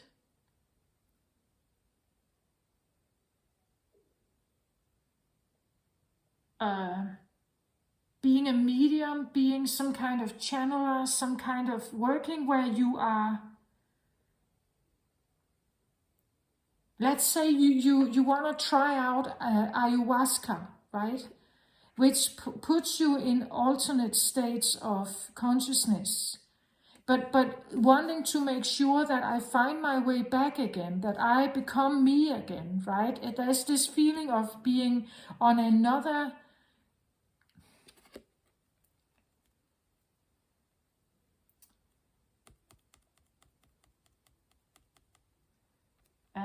consciousness level or another dimension or realm or something like that. And like lifting off into something. But it could also simply be the lifting off into freedom, because freedom, if you feel like you have not had freedom and you are trying to get freedom, get to freedom, then when you suddenly get it, what now, right? It's like then everything is available for you where you have been restricted before. So now suddenly everything is available. Then again, it could be very nice to have someone here, right? To help you, right? Someone who keeps you grounded and someone who can protect you and someone who is not giving up and who is loyal and stays with you and everything, right? You get my point? Whatever this is moving away from a difficult situation. So there's something, you have been facing something. We see a deer facing a woman or reversed here. But it's like you're looking in at something that could be quite a difficult task to overcome. It could even be dangerous. Again, I have this feeling of like a lift off, like I could potentially lose myself in something, maybe. I could lose myself in something. It could be something like, let's say you are facing an operation and you know you have to be, what's that called?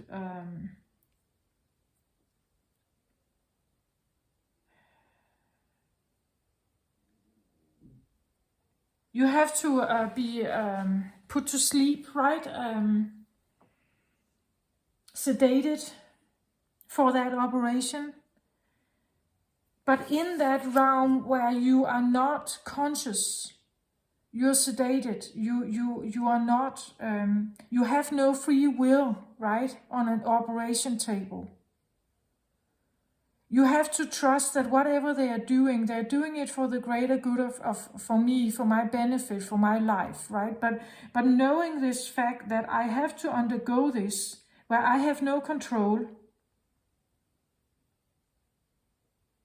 And when I wake up, I hope that I'm all right, right? So that could be that you need to be very clear what it is that you want. Let's say this has to do with your communication with the doctor or with the surgeon, right? You have to be very clear what it is that you want. You have to be very, it could be even something like a contract, like really wanting to put everything in writing and make sure everything is taken care of, to protect yourself from whatever harm could happen in some kind of situation, right? That you have to do this first before facing some difficult situation here or freeing you. If you have an illness or a lot of pain or something, you want to get away from that difficult situation, but you have to do something first in order to get there, right? Take that how it resonates for you.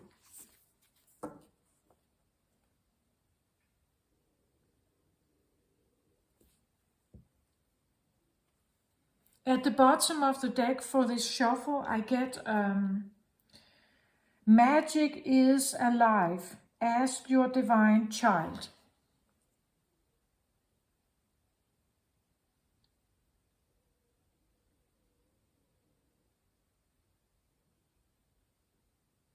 And it comes with the same card as move away from a difficult situation. It's like moving away from it. You can ask your inner child what that's about, what the situation is about. And look at this great angel here with the divine child. You are very protected, I feel like, here.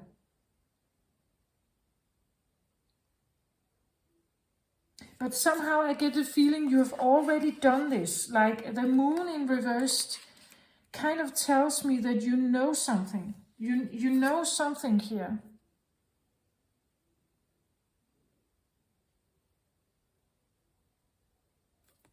You have uncovered something. It's no longer in between two flames that hold it. It's like you have somehow managed to look at what this is. So you know the situation, right? You know what this could be about, I think. And I feel like you're quite protected here. Your inner child knows something as well. I think moving away from it creates the freedom where your inner child can breathe more freely now. It feels more safe. And it will show you some of the gifts you have. You look, she's holding like a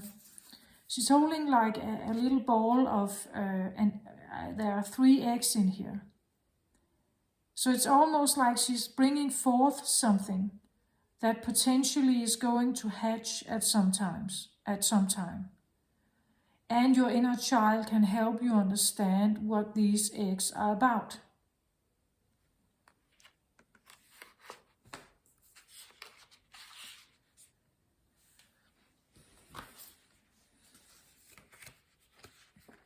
Magic is alive, it says, this card.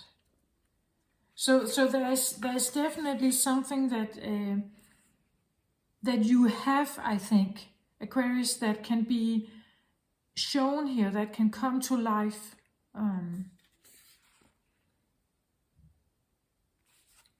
It talks about fairy goddess mother here. Ask your question with a sense of lightheartedness. Adopt the unhindered enthusiasm of youth to open the free flow of ideas and answers from your guides and guardians. Keep your childlike wonder and imagination active while living in the world, and dream. Magical orbs like giant pearls of wisdom are brought from the other world by the ethereal fairy goddess mother, and offered to the young one. They are bubbles of inspiration that kindle the divine child within us to invent what we always knew should exist, along with the blueprints of how to create and bring it forth. All we must do is ask and believe that assistance will be given. In the distance, majestic Mount Shasta rises above the trees into a clear azure sky. A portal is open to the mysterious land of Telos that legend says lies within it. So it seems like moving away from some situation here, building the confidence, building your inner masculine, or confronting someone here could be the first step towards like freeing yourself from a difficult situation that will lead you, I get like a fairyland, maybe opening up a lot of fantasy within you. Maybe the opportunity or the ability to see other realms or something here. Or imagine something, maybe you become an artist, you draw or you write about something.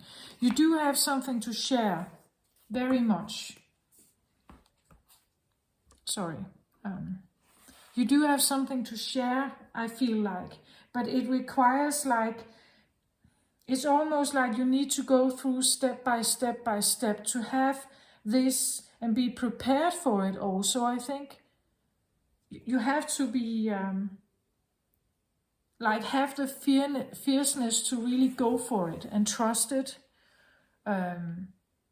Be brave to go against the stream and trust that you can do it.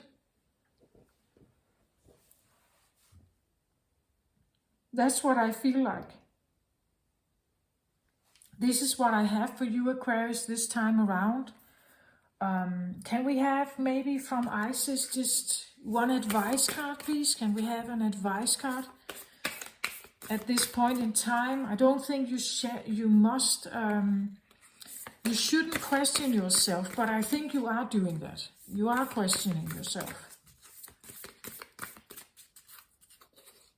Whether you actually have something of significance, maybe, even to offer.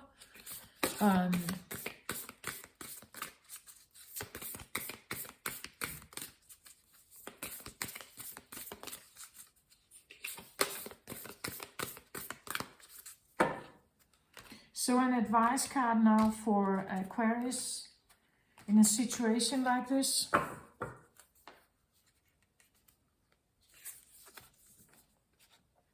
Wings of Isis, uniting with the angelic self.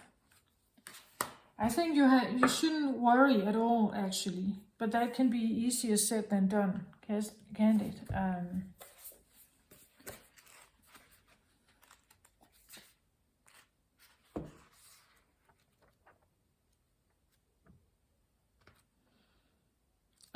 Just finding in the book here for you. Wings of Isis. Let's have a look what I get here.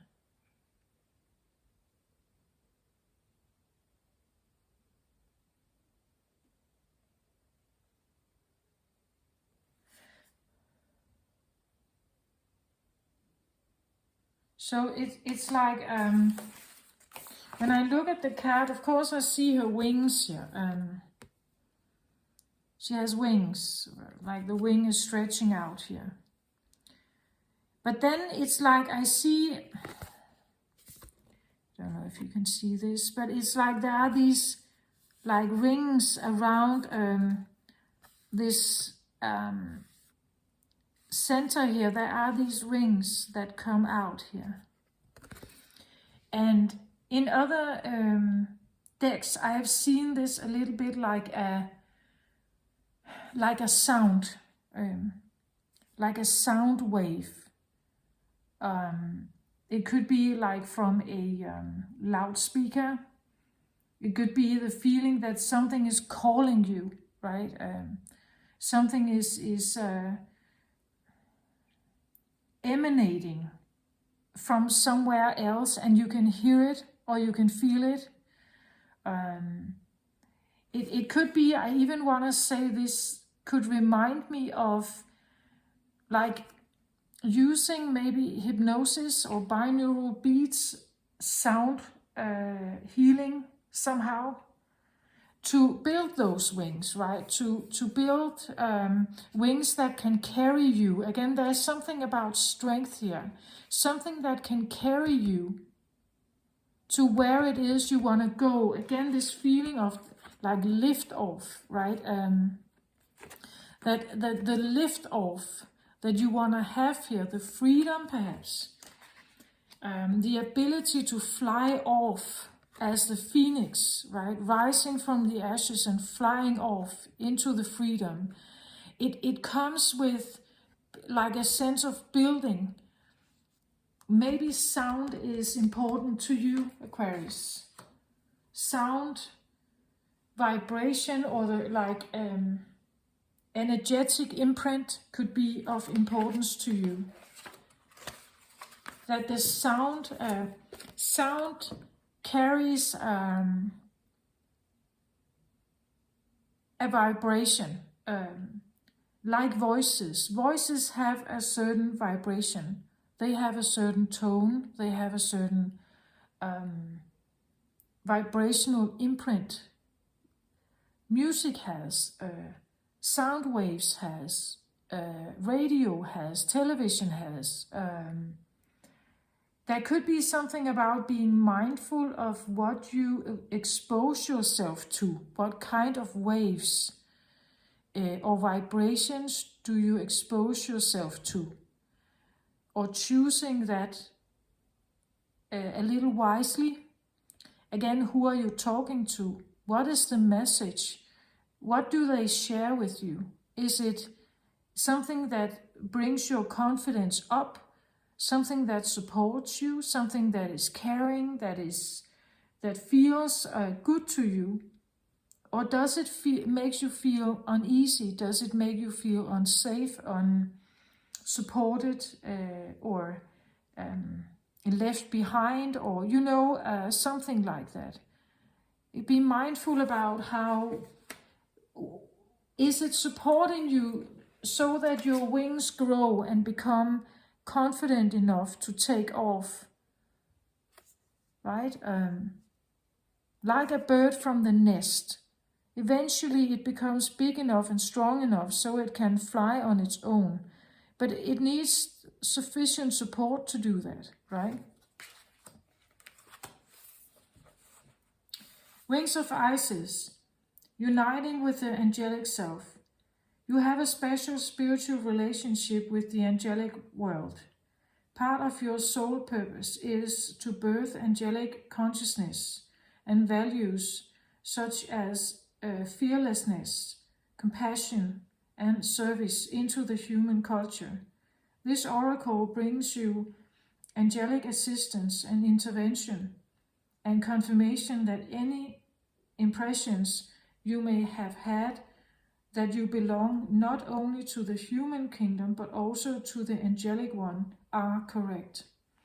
You see, okay, so there could be something about that you are, this idea of lifting off, flying off into the cosmic realm perhaps is part of your journey, that you are not only human, you are also something else.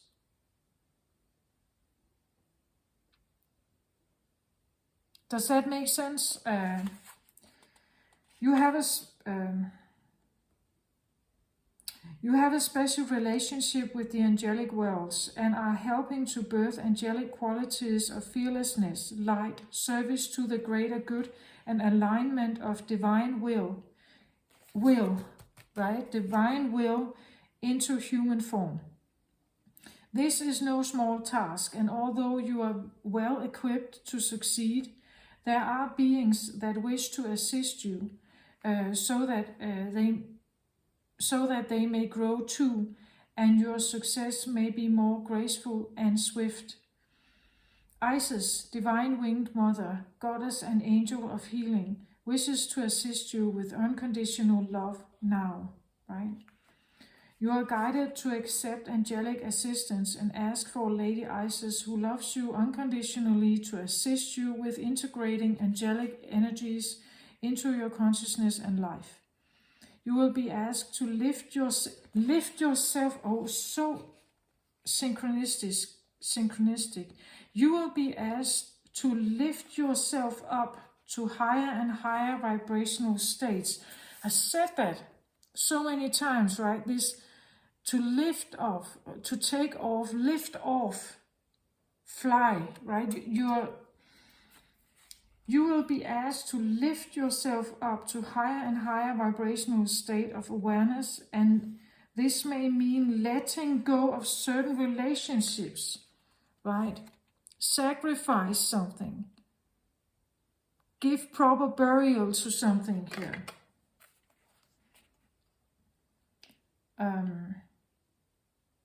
You will be asked to lift yourself up to higher and higher vibrational states of awareness, and this may mean letting go of certain relationships, practices, or states of being, or even particular habits or thought patterns that would lower your vibration into fear, doubt, or shame. Give yourself permission to just let this happen. You do not need to force anything. It's a matter of softening, allowing and trusting what feels right for you with absolute faith and bold radical acceptance. It will be okay. This is actually exactly what I talk about. Be bold and fierce, having faith, even being radical about your decisions, trusting, maybe even being fierce, but doing that first before something else. It will be okay, it says here. So maybe the doubt you may have, or the feeling maybe of unworthiness, or you're not ready, or whatever, you are. There's no need to wait or improve or do anything more. You are ready, I think. You're ready for this. There are others like you on this planet, beloved initiate.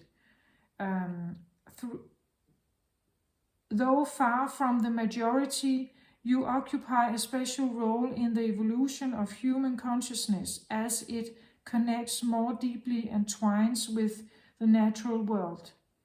The more you accept this path of you, the more you shall draw into your world others like you. You will just feel comfortable with each other because you all hold a similar refined vibration. Again, vibration. There is something about the tone, the tune, the sound, how does it feel like in your body? Is it making you anxious and like tension, and is there a sense of tension and anxiousness and holding your breath, or can you exhale and just relax, right? So that there is something about that. You will just feel comfortable with each other because you all hold a similar refined vibration. Even in the midst of ordinary, everyday relationship, there is a sense of easy connection, mutual understanding, and spiritual acknowledgement. This oracle is also a confirmation that if you have been asking to connect with your angel, praying to a particular angel or archangel, or have been thinking more about angels lately, that genuine connection has been made between you and the angelic kingdom. The angels send you love and peace now and say, we are with you, beloved one.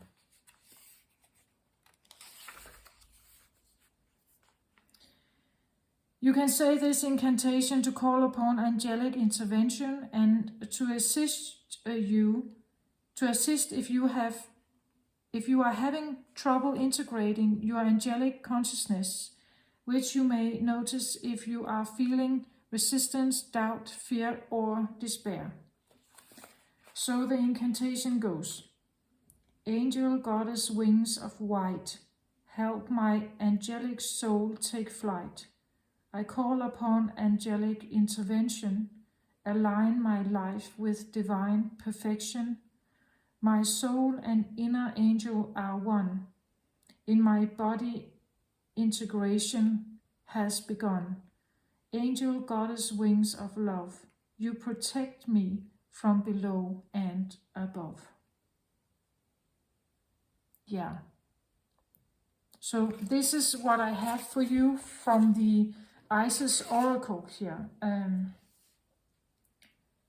I feel like actually this can be a guideline. I asked for an advice card here. A guideline for you could be something about resonance. How do people feel to you? Like, do you feel anxious about them, around them? Do you feel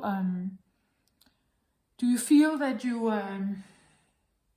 their voices or even the content of your conversation is bringing you out of balance or more into balance?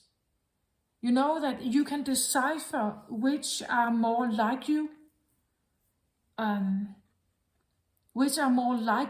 than, and those who are not, right? It's because you hold a certain vibration here. You hold an in-between.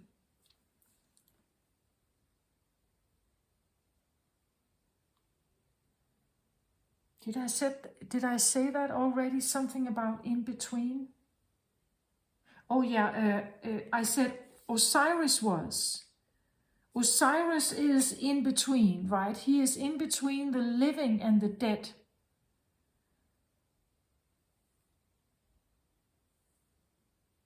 Like on the brink of... But I want to say...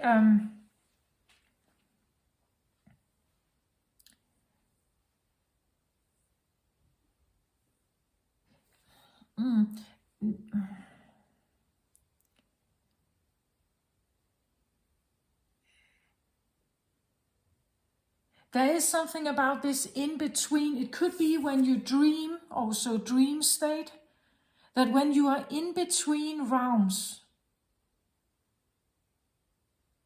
like you could be a cosmic traveler here, you could be someone when you sleep, or if you are in a trance-like state, if you drink, so your conscious state of mind changes. You become open to other cosmic realms. I would never suggest drinking, because drinking allows for other not so pleasant energies to have access to you. The same thing with being sedated for an operation. But when you sleep, it could be this feeling that you take off into something else.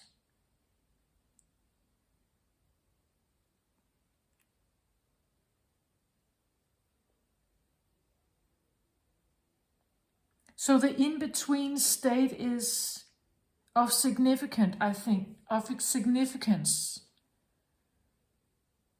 When you wake up, I even want to say, how do you feel when you wake up? Do you feel exhausted, tired?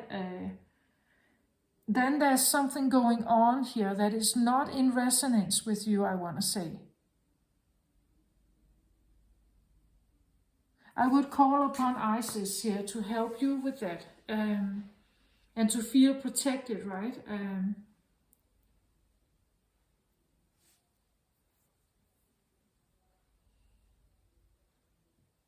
It feels maybe like when I say he's the Lord of the dead, maybe that feels a little bit terrible. But I want to say he's not evil, Osiris, right? He's not an evil hell master or something like that.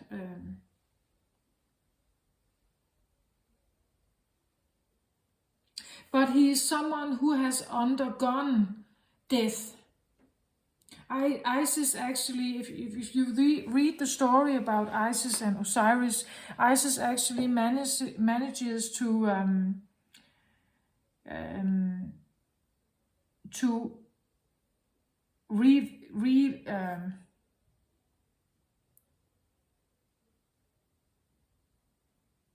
she manages to resurrect him, you could say,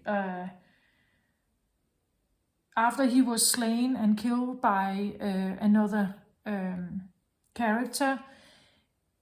She manages actually to put him together and resurrect him. Later he was then given the role of becoming the Lord of the dead. So you see, he's someone who has undergone big change, death, and a rebirth, you could say. So he knows about this stuff. He knows about how difficult this can be. And how much it brings to the surface, how difficult with the fears that may come. He knows that. So I want to say he's quite a he's a knowledgeable guy, this one. He knows a lot. He knows how the realms also affect you.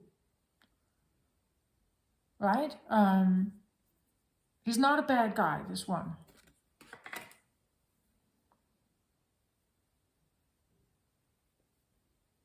This is what I have for you. I really want to say that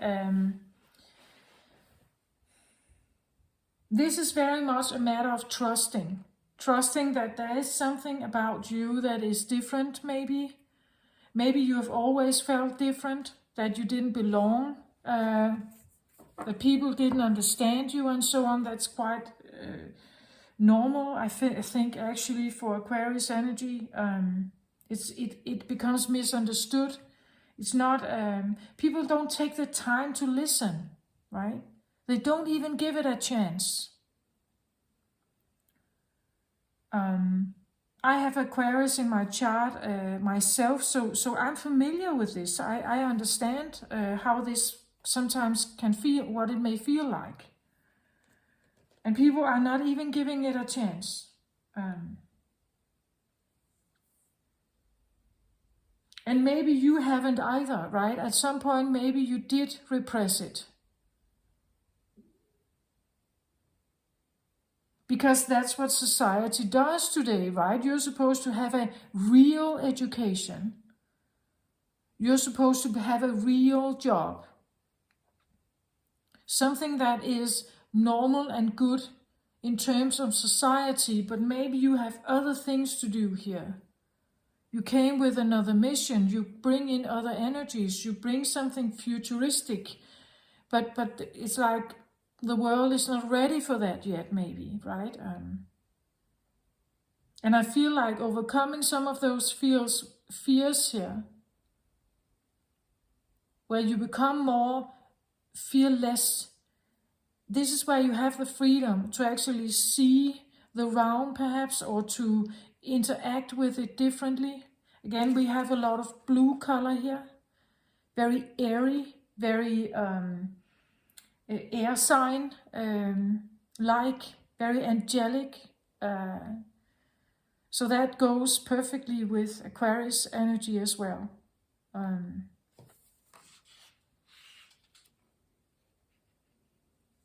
Yeah, this is what I have for you, Aquarius. I hope this helped you somehow, or that you liked it. Please like, share, subscribe to my channel if you like what I do. I know my readings are long, but hey, that's me. This is what I do, and I've decided to just keep going with this, right? So again, take very good care of yourself out there during this time, and be mindful about Mercury. It can really trigger us at this point in time. So just, yeah, try to do your best not to fall into any mind traps, right? Take care of yourself out there, all of you. I send you my very best. Love and light to you all. Bye-bye.